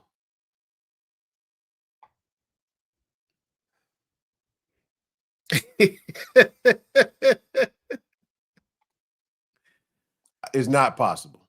I ain't say they can have a bad day. If they load the box, what are we doing? I'm throwing. Quick screen. But it's that simple. Stack the box on us, please. That's the point. I said that earlier, though. Load the box, put 7 to 8 in the box, see what we do to y'all. But one thing about stacking the box too, if you get past, if the offensive line get enough push and they're able to get up to the next level and the running back get a full head of steam, gone, because there's nobody back there to stop him. This is what I'm saying, bro. The point of what I'm trying to say, if we want to run the ball, I don't think there's anybody. What you mean we haven't proven it, Ken? What are you talking about? We've outrushed every team we played so far. So what are you talking about? Nobody has stacked the box on us like that. Even when Hampton, we still outrushed them. Do I need to go pull the stats up? I'm turning to say now running the attack. Oh, I'm talking about running the ball with our offensive line and our running back room. I do not feel like if we decide that we want to run the ball, because nobody has stopped us from running the ball. Go look at the stats. Now, the passing game is we are trusting that our passing game will get on track. For sure. I do not feel like that our passing attack is, y'all can buy into this if y'all want to. It's okay. We're finding the rhythm. We got new receivers. I'm okay with that. Yeah. Because we're not saying that our passing game is superb right now. The coaching staff is saying we got to get on track. I'm talking specifically about rushing the ball right now. With our rushing attack. And what I'm saying to you guys is this. If you go back and look at Hampton moved the DB down to linebacker. Okay? That's what they did. They played extra DBs and they brought them down. So they basically took away what we wanted to do in the passing game. That was the whole point. And we ran them to death. Southern Miss ran they regular 2 safety high. They had mostly 6 in the box, and we ran the ball down their throat. I don't think there's a defense in this conference that's better than Southern Miss's defense. That's my point. And you know who that defensive scheme looked like? Alabama State. That's kind of defense that they run. Now, you safety high. If it happens, it happens. I just think that now here's what I'm saying. I don't think that nobody. I just don't believe it, man. I don't believe it. I believe it when I see it. I didn't say they can't make it tough. I didn't say it won't be a challenge. That's not what I'm saying. Don't misquote what I'm saying. Don't take what I'm saying the wrong way. If we decide that we want to run the ball with our offensive line, I just don't think it's a team right now that can stop us. Give me your 11 versus my 11, and if I want to run the ball, I'm going to run the ball down your throat. Yes, we will pass the ball. We will pass the ball too, though, because we do have electric wide receivers that we can put the ball in. So here's what I'm saying. We can play chess, but we got to set up the chess match. You follow what I'm saying? It's chess. You get where I'm going with this, bro? Make them stack the box, and then you open it up. You got freer lanes now. But this is what I'm saying, bro. We've been in situations. That's my whole point, Blue. 200 rushing yards a game to me is I'm disappointed if we don't hit 200. Yep. 175 ain't enough. We can get 175 in the first half if we running the ball the right way. With the wealth of running backs that we have right now, that's just I'm not backing down from that. I told y'all that when we had watched that scrimmage, TD, I said, man, I'm really impressed with the running back room. I just think we got this running back room is deep. I'm watching the game on ESPN, and the announcers are talking about how deep this running back room is. Mm-hmm. Travis Terrell and healthy, Amari Miller, Amari Matthews, Denario Davenport. We ain't even seen Keenan Christian. You ain't even seen Nate Blunt yet. Right. I'm saying these guys, I'm just telling you. And I know that both of them dudes can go play at several swag schools and start. And when we say that, people think, oh, you got a blue and white glove. He's just a homer. No, I'm just telling you what we've seen. Again, let me ask you this. How did you feel about, since you're on running back, how did you feel about Pittman running style? Pittman is a physical runner, man. I like his style. No. I mean, the patient. Is that patient? I mean, I'm like. Oh, he was waiting on his blockers to do what he had to do. Man, I don't see that. They do some unique stuff. Yeah, man, I'm telling you something, man. You get somebody with 4 in the box and you got some serious linebacker, that patience gonna get knock your well, the TD, honestly, he had a longer run that kind of got his average up there. But I mean, for the most part, we shut the run down, bro. Right. And when we really look into it, we really shut it down though. Pretty much. You know, at the end of the day, I'm gonna check some stats out real quick. 2 games. Alabama State obviously is gonna be leading in offense right now. We ain't done enough. But rushing right now, Jack State is by and large, y'all. This is why I'm saying what I'm saying. Rushing attack, Jack State is averaging 248 rushing yards. The next closest team is Southern with 217. We got the most rushing touchdowns. We're averaging 6.5 yards per freaking rush. What are we talking about? We have 6.5 rushing. All right, let me do this real quick. I'm gonna just say, let's just go look at it real quick. You gonna bring it? Hey, That's right. What I'm saying. You see what I mean, TD? Mm-hmm. This is rush. I'm just talking about rushing the ball. Right. Number 1, Jackson State, 76 attempts, 496 yards, 6.5, 6 touchdowns, 248 yards per rush. And we just played an FBS school and we outrushed them. And another FCS school. We ain't playing no smaller school yet. That's my point. So my point is, I'm just saying, Coach Taylor made it very clear. We are a run-first team. The cat's out the bag. This ain't no secret, family. I'm going to run that something gun down your throat until you stop me. Now, if you stop me, make me regroup. I'll respect you if you make me regroup, but I ain't finna let you off the hook on my own. Tell you them to let you off the hook and you ain't done nothing to make me change my strategy? That don't make sense. That don't make sense. Run the ball. I know we got some fiery wide receivers. Trust me, wide receivers on this strategy now. Because if it works, TD, they're gonna come out with 7 in the box. Hey, but they do, just get open. Because you're gonna have you a good day that day.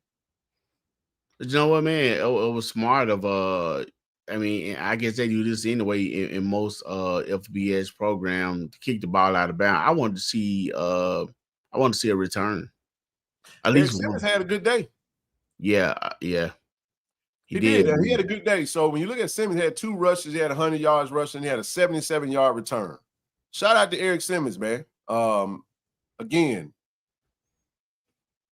Look at this, bro. Number 6 in the nation right now. I saw that. So I'm just saying, what we talking about? That's in the nation, not in the SWAC, not in the FCS. That's in the nation of all folk playing football right now. I think that's what you're talking about, huh, Blue? Talking about everybody, right? I'm just saying. I don't care about Alabama State, and I get what you're saying about that. I'm not challenging you. Alabama State defense is Alabama State in FCS. Okay, in the nation. All right, everybody in FCS. All right, so Alabama State ain't the same team that they offensively they better this year than they were last year. We're gonna have to stop them on offense, from what I've seen. But they did turn Southern over really bad. So they defense, well, one of the passes he just threw right to him, and then a couple fumbles. You gotta have ball protection. I mean, you know, I ain't taking nothing from them because they are a good team. That is gonna be a great homecoming game. It's gonna be great, man. All roads lead to Jackson, Mississippi, October the 11th. For a showdown, Jack State versus Alabama State. But guess what, fam? You got to play them before we play them. Ken, let's not panic yet. Let's not hit the panic button, Tiger Nation, because Alabama State, they are balling. Oh man, I want the ball. Let's not hit the panic button. Yeah, but I don't think nobody's panicking though. I really don't. Yeah. Is folk panicking? Yeah, people talking about Alabama State doing. And we got this for homecoming. Oh yeah, that's why I ain't gonna talk to him. I'll be like, oh yeah, man, you have a good day, bro. All right, baby. I'll talk to you later. I mean, you know. Man, I'm not gonna entertain that shit, TD. I ain't doing that. I ain't doing it. I'm not doing it. I can use my own football acumen. I can respect that team and still think that my team got the edge. I'm sorry, bro. I'm just listen. At the end of the day, you start now. You got to beat Andrew Body. You got to go stop him. I'm gonna tell you like this right here. If you play that same damn dumbass strategy, all right. Well, you just let him sit back there and do what you want to do. Then he might pick you apart, and you deserve to lose.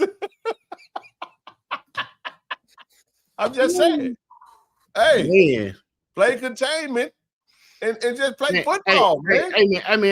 I looked at Zero sometime, man. He was playing, and man, he was fighting it with tooth and nail trying to get through, man. But he got two dudes holding him up. I'm like, you rushing? I mean, they're out fighting, man. He'll go left, somebody go right, somebody. Like, yeah, he was fighting Man, though. listen, all I'm saying is this: I respect all our SWAC opponents. I'm telling you guys, please, y'all say this clip. I am telling you guys that every game that we play in the SWAC will be tough this year, including Valley. There is no more easy games on our schedule, y'all. We don't have an easy game. I don't care what Southern is doing right now. When we go to Baton Rouge, it's going to be hard. They don't want the lights to be dancing. We got to go win the game. I'm just telling y'all, we ain't getting nothing easy. If you're thinking you're going to get something easy, you better enjoy this Tuskegee game. Because, boy, when SWAC play start, we're going to get the best. Hell, you're going to get the best from Tuskegee, with all due respect. Right. Tuskegee going to give everything they got.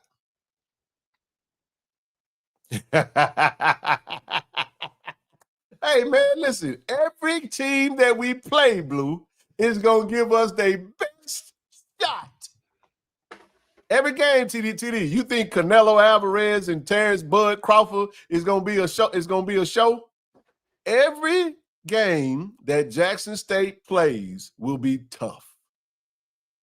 I'm telling you, all you players, get ready for it. Get your mind right, baby, because you're going to get hit in the mouth if you ain't paying. You better bob and weave, jab and throw some uppercuts. I'm telling y'all, it's not going to be easy. So if you're stressed out now, you might well get you some Xanax, get you something, because it ain't getting no easier. I'm telling you guys this. So don't misconstrue my words. I'm telling y'all that when they see that J, TD, when that block pull up, boy, you're going to get everybody best. Hey, let me ask you something. Hold on. Hey, Ken, you know what? I got a stack question for you. Yes, sir. Actually, for you and a guest. What is our record when Blue come to a game?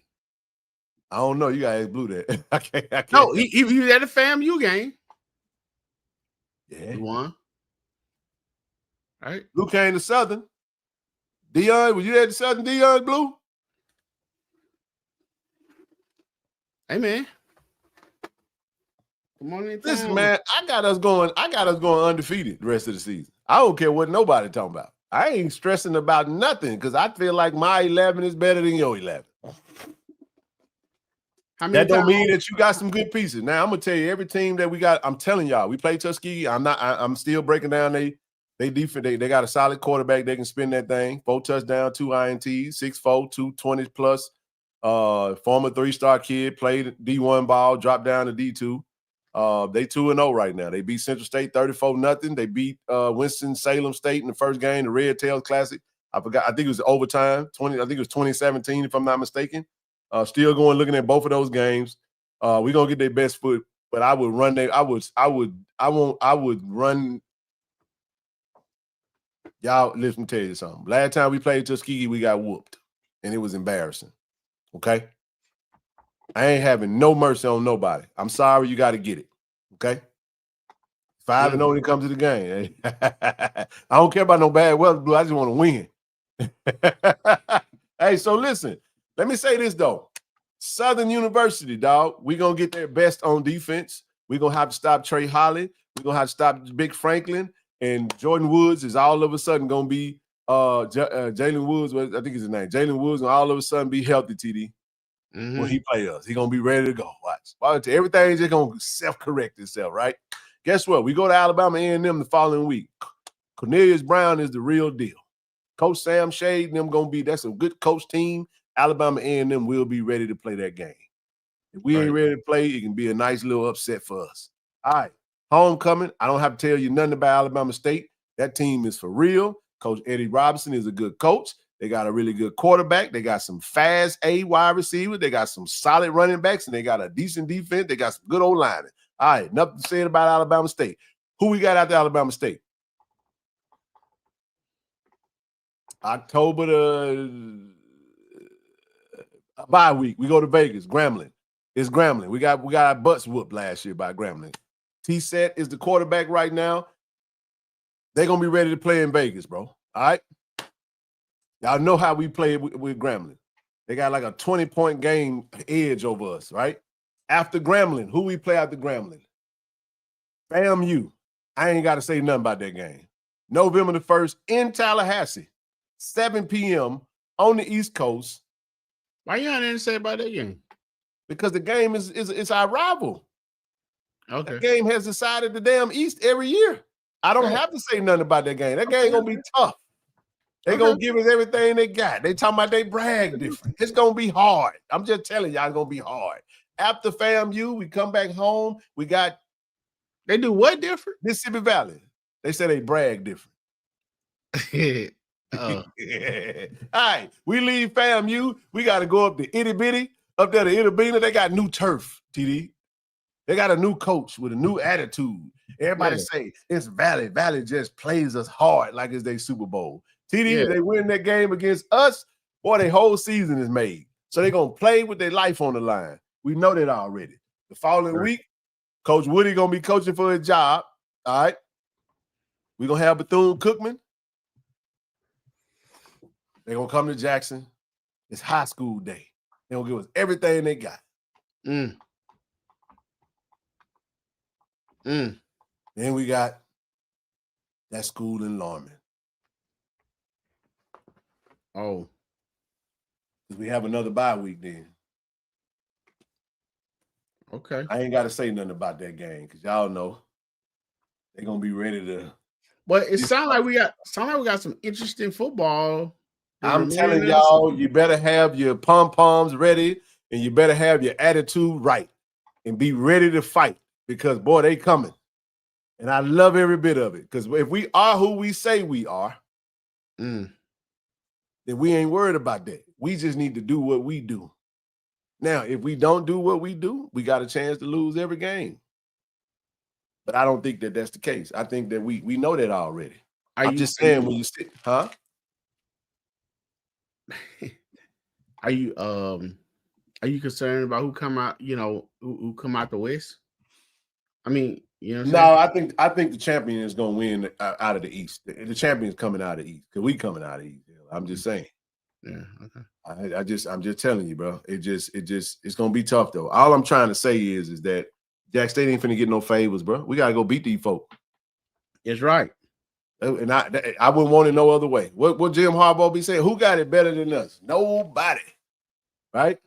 So puckle up, Buckaroo.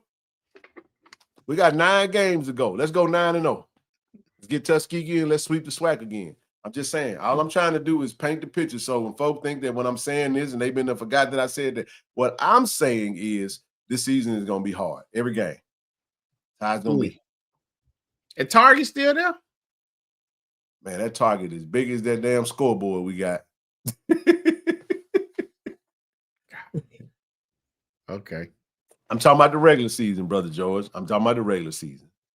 I said, let's go 8-0 in the SWAC. I don't count the postseason in my conversation. We know if we do what we need to do, we get another game, and then we do what we need to do, we get another game. But yeah, 11 games to go. I got you. So that's all I'm saying. So we got some tough games to play. Nobody had nothing to think about. Listen, I'm telling y'all right now, I ain't talking about no USM tomorrow. TD, this works in our favor. I did see that the NCAA is vote to move to a January transfer window and to eliminate the spring window. I love this. If this passes, that means that the players will get one shot to jump in the portal. You might see guys a little bit less. That means if you commit to a team in the spring, you go play spring ball, you're gonna be at that school. I hate that April portal jump. That April portal window is terrible for schools like us. Because if our coaches do a good job, and we reel in some big time recruits, I got to get the latest on this right here, man. This would be great for us, especially for us, the collective. You can sign athletes and you feel good about not losing them. This would be awesome. So need this to pass and this to go into effect. I hadn't looked at the updates lately because we got paying attention to the game. So somebody let me know if it's official. Just yet I just saw it happen. Go ahead. And speaking of the transfer portal, if you playing for a school, if you're on the team for a school, you ain't getting no playing time. You ain't getting no playing time. You want to? You don't like you like the culture. You like the band. You like the pom pom. Come on over to Jackson. No, I'm just shout out to Suge Knight. Suge Jackson, huh? You don't want your coach all in the TikTok video. Hey, then come on over here to the Jack. No, this right, Blue. This is massive for FCS football, bro. I saw this and started smiling. I was like, "Ooh, this is good." Yes, sir. It stops P4 programs from coming back to tampering players after seeing their roster needs in the spring. I love this. That means you got a coach, because a lot of dudes out there that's got talent. Listen, this transfer portal and this NIL stuff that made a lot of teams not be so good. And it added a little parity. Look at USF just beat up on Florida, TD. Right? You got some guys out here that I'm just saying. So this is great for us. Hopefully it passes. They put it out on Facebook today. Tickets for the game Saturday. Buy one, get one free. Oh man, boy, I told them if they finna go into the pits, they had to get all the money they can get this past weekend because Jack State ain't gonna be. They got their little stimulus package. We can't help them no more. What'd you call it? Man, them folks don't care about no football down there like that. Watch the attendance in their games, CD. I'm gonna keep up with them. I'm gonna be watching USM because I want to see how many games Huff gonna win. Since he said he could have scored 60 on this. But nevertheless, listen. He said he told our coach you can't beat Hampton twice. Yeah, he has some things to say. I mean, shout out to Coach Huff. I'm just saying. A lot of that stuff is capped though, man. I don't respect it. It's easy to say that after you done it. After you done said something, I could have done it. The game done been played now. I just don't think that man was over there. Yeah, exactly. You're finna go from 32,000 down to 5,400. Major drop off. So, final thoughts on USM, man, because I'm ready to flush it. This is our official 24-hour rule. I thought we had a team that was good enough to win. I still feel that way. It didn't happen. I feel like based off the conversation with Coach Taylor today and listening to the press conference with the SWAC call, the very short press conference with the media in Jackson, man, we locked in. You'll see a different team come out and dominate on Saturday. That's the expectation. Might see a few different things, and we'll see what happens, bro. My final thoughts on the USM game is pretty much like I started off with. I definitely wanted that, you know what I'm saying, for Tiger Nation, for the school, for the SWAC as a whole, definitely for Coach Taylor, for the work that he and Coach O put in, man, and the coaches on the staff. There's a lot of work going into what's going on, and then seeing Coach Taylor, you know, get a lot of firsts. You know what I'm saying? Yeah. The Devin would have been a big notch on his belt. And then, you know, I'm not sure where we are with, you know, even moving to another conference or anything like that, man. But it just to show, look, we can play with y'all. We can play with you guys. I don't think that they were nowhere near. And normally, sometimes, Ken, when we play those type of school, you can feel the kind of sense of nervousness, like we already know we can't play with these boys. I didn't see that at all, because I felt the whole time. And I was thinking even toward the end, you know, some people say, hey, you know, third quarter, hey, the game over. I'm like, man, that ain't what I'm trying to see or hear. I want to, you know what I'm saying? I feel until that clock, you know, strike zero, we still have a chance, you know what I'm saying, to win. But that's over and done with. It didn't happen. So now let's focus on our new goal, and that's winning. That's going undefeated, which entails winning the SWAC and going on to win the Celebration Bowl again. Let's dominate in that area. Let's win it this year and prepare to win it the following year, and so on and so forth. I think the longest one in Celebration Bowl is what, 2, 3? North Carolina A&T, how many? Mm-hmm. They got 2. 4. They got. I'm talking about straight. I think it was 2 in a row. 2 in a row. Was it 3? I I don't remember, man. I know Okay. they won 4 total. Well, whatever it was, we want to break it. Yep. Period. So over and done with. On to Tuskegee. The Airmen. Let me do something real quick. 14, 15, 16, 17, 18, 19, 20, 21, 22, 23, 24, 25, 26, 27, 28. I was counting the number of coaches that USM have. I counted over 28 staff members. We talk about resources, TD. We talk about that's the type of stuff I look at. It's not just, there's a difference. You're talking about going up to that next level. Those are the types of things that's part of it. They have a general manager for their football. They got a director of football administration. They got a director of player personnel, director of football technology, director of sports performance for football, strength coach, assistant strength and conditioning coach. They got an outside linebacker coach, offensive analyst, 2 of those, 2 defensive analysts, special teams analyst, football trainer, video graduate assistant, administrative assistant. That's not even factoring in like the actual position coaches. Offense coordinator and quarterback, defense coordinator and linebacker, special teams, DBs, wide receivers, cornerbacks, offensive line, tight ends, running back, defensive line. So we on par for the most part, but we got some they got 28. They got a lot of, so I'm saying, when you go look at these FBS schools and these other conferences, man, there are some roles that are there that are the other bodies that they pay more, so you can get a lot more competitive when it comes to that. Right. I love what Coach Taylor has done from a staff standpoint. Coach A.D. Robb and administration has equipped them with all the resources you can possibly come up with, but it's still they still have more though. They have more, and when you see us, those are the little things, bro. Like it's kind of, those were some of the misses fall in play. The way they got the resources set up, bro, they really should never lose those types of games. You follow what I'm saying? They really have it to where they can't really afford to lose those types of games. So I see referees do some of the stuff that they do and whatever the case may be. But that referee in the middle caught it. When he called that pass interference on Kamari, everybody, that was on the sideline had something to say to him. Now, when I talk about coaches, I'm not just talking about just coach. What I'm saying is that I was referencing. I'm not saying that FCS schools don't beat FBS schools. I was referencing us going up to the next level. When we want to go up to the FBS level. It's not just that simple of just saying, hey, we're going to take what we have right now and just take that to the FBS level. I'm saying it's also other roles that come with it. Yeah. It's a higher level of investment. When we say resources, we're talking about other positions that, but we are really we're on par for the most part. You know what I'm saying? But there are still some opportunities and some gaps there. But you definitely got to get those resources though. Yeah, that's right. Ashley is doing a great job finding money. Oh, he absolutely is.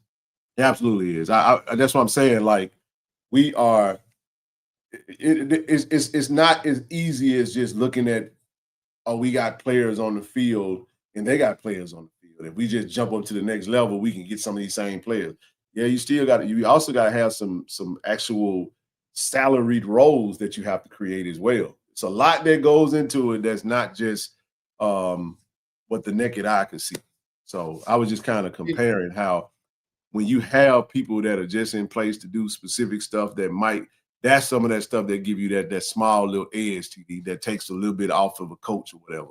You know what I mean? We are on par like that. I think we got a couple of offensive analysts, a couple of defensive analysts, special teams analysts. That's what I'm saying. Like we're on par.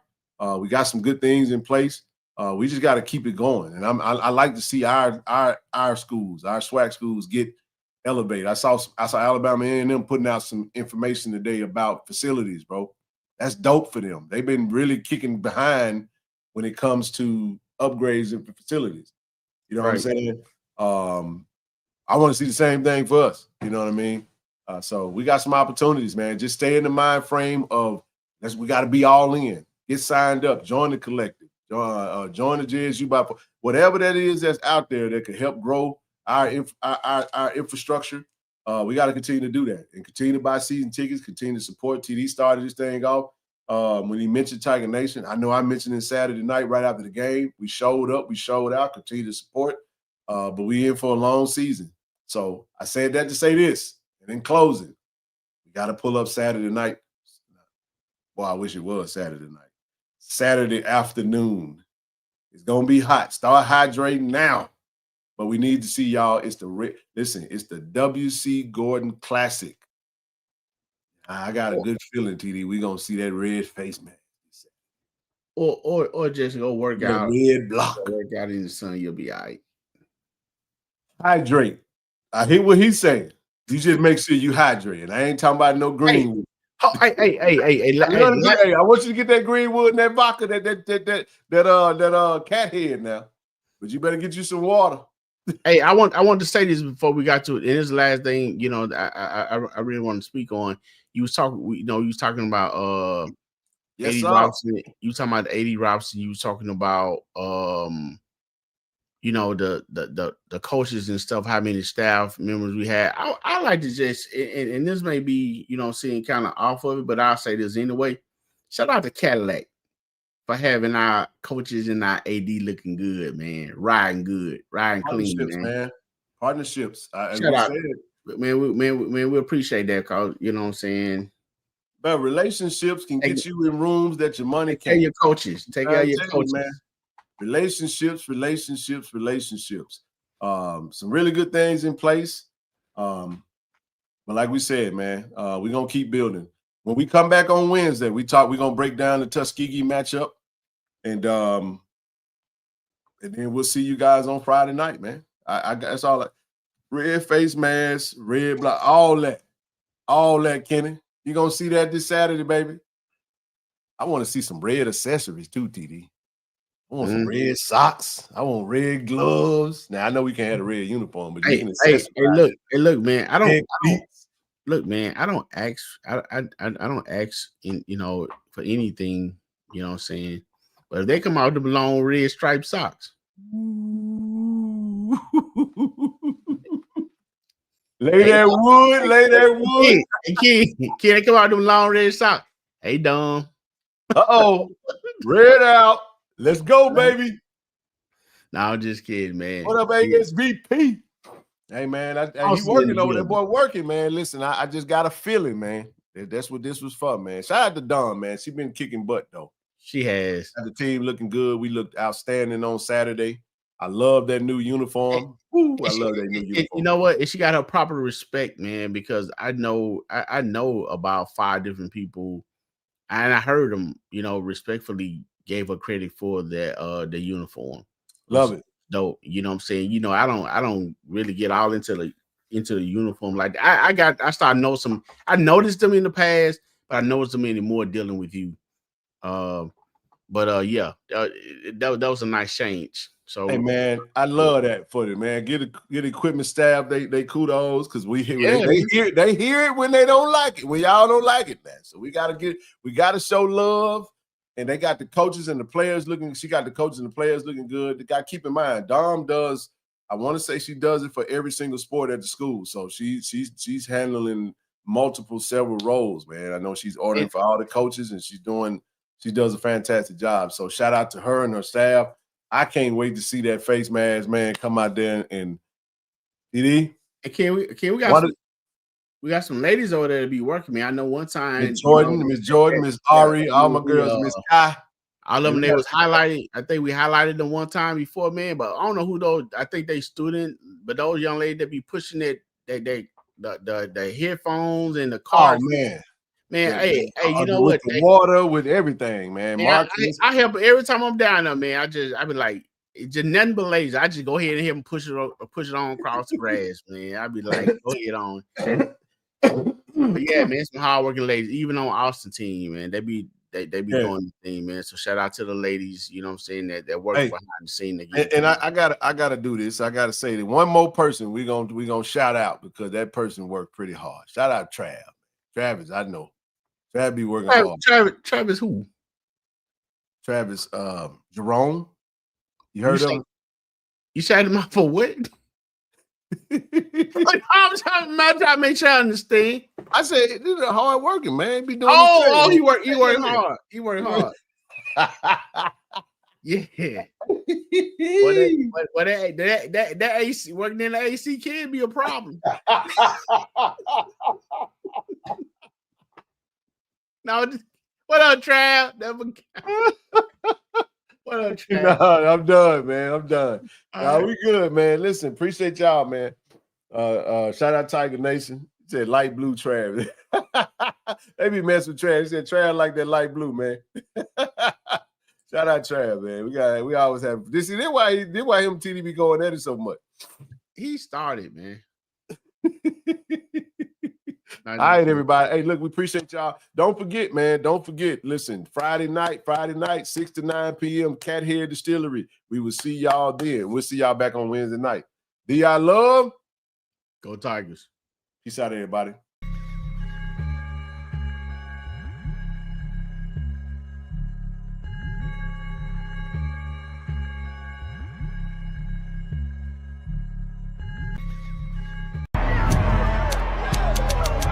On the field, we bring the energy. Ready to go!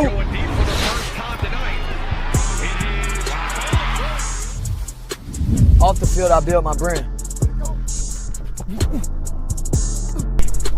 At Jackson State, we make it happen.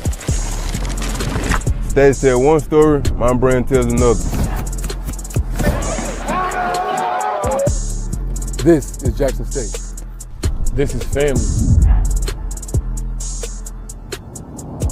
This is the KC-1400 Collective. Tiger Nation, we need each of you to join the movement. Be the team behind the team. Support our NIL collective. Get signed up today. Visit www.KC1400collective.com. Be our love. Go Tigers.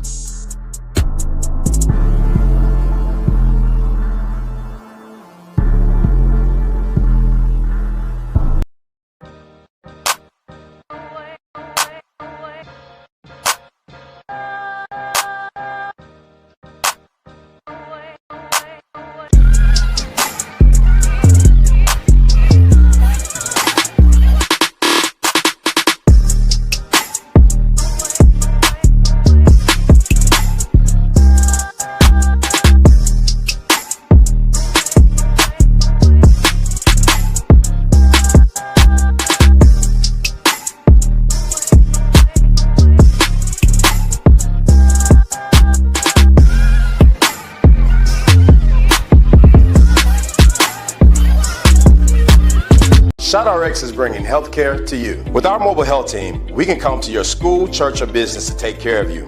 We offer childhood immunizations, COVID and flu vaccinations, physicals, and much more. Don't put your health off. Welcome to Care and Compassion. Welcome to ShotRx. Hey, this True Thompson. True, you got to get word for Tiger Nation, man. I love y'all. Tiger Nation. Do y'all love? Go Tigers, baby. Appreciate you.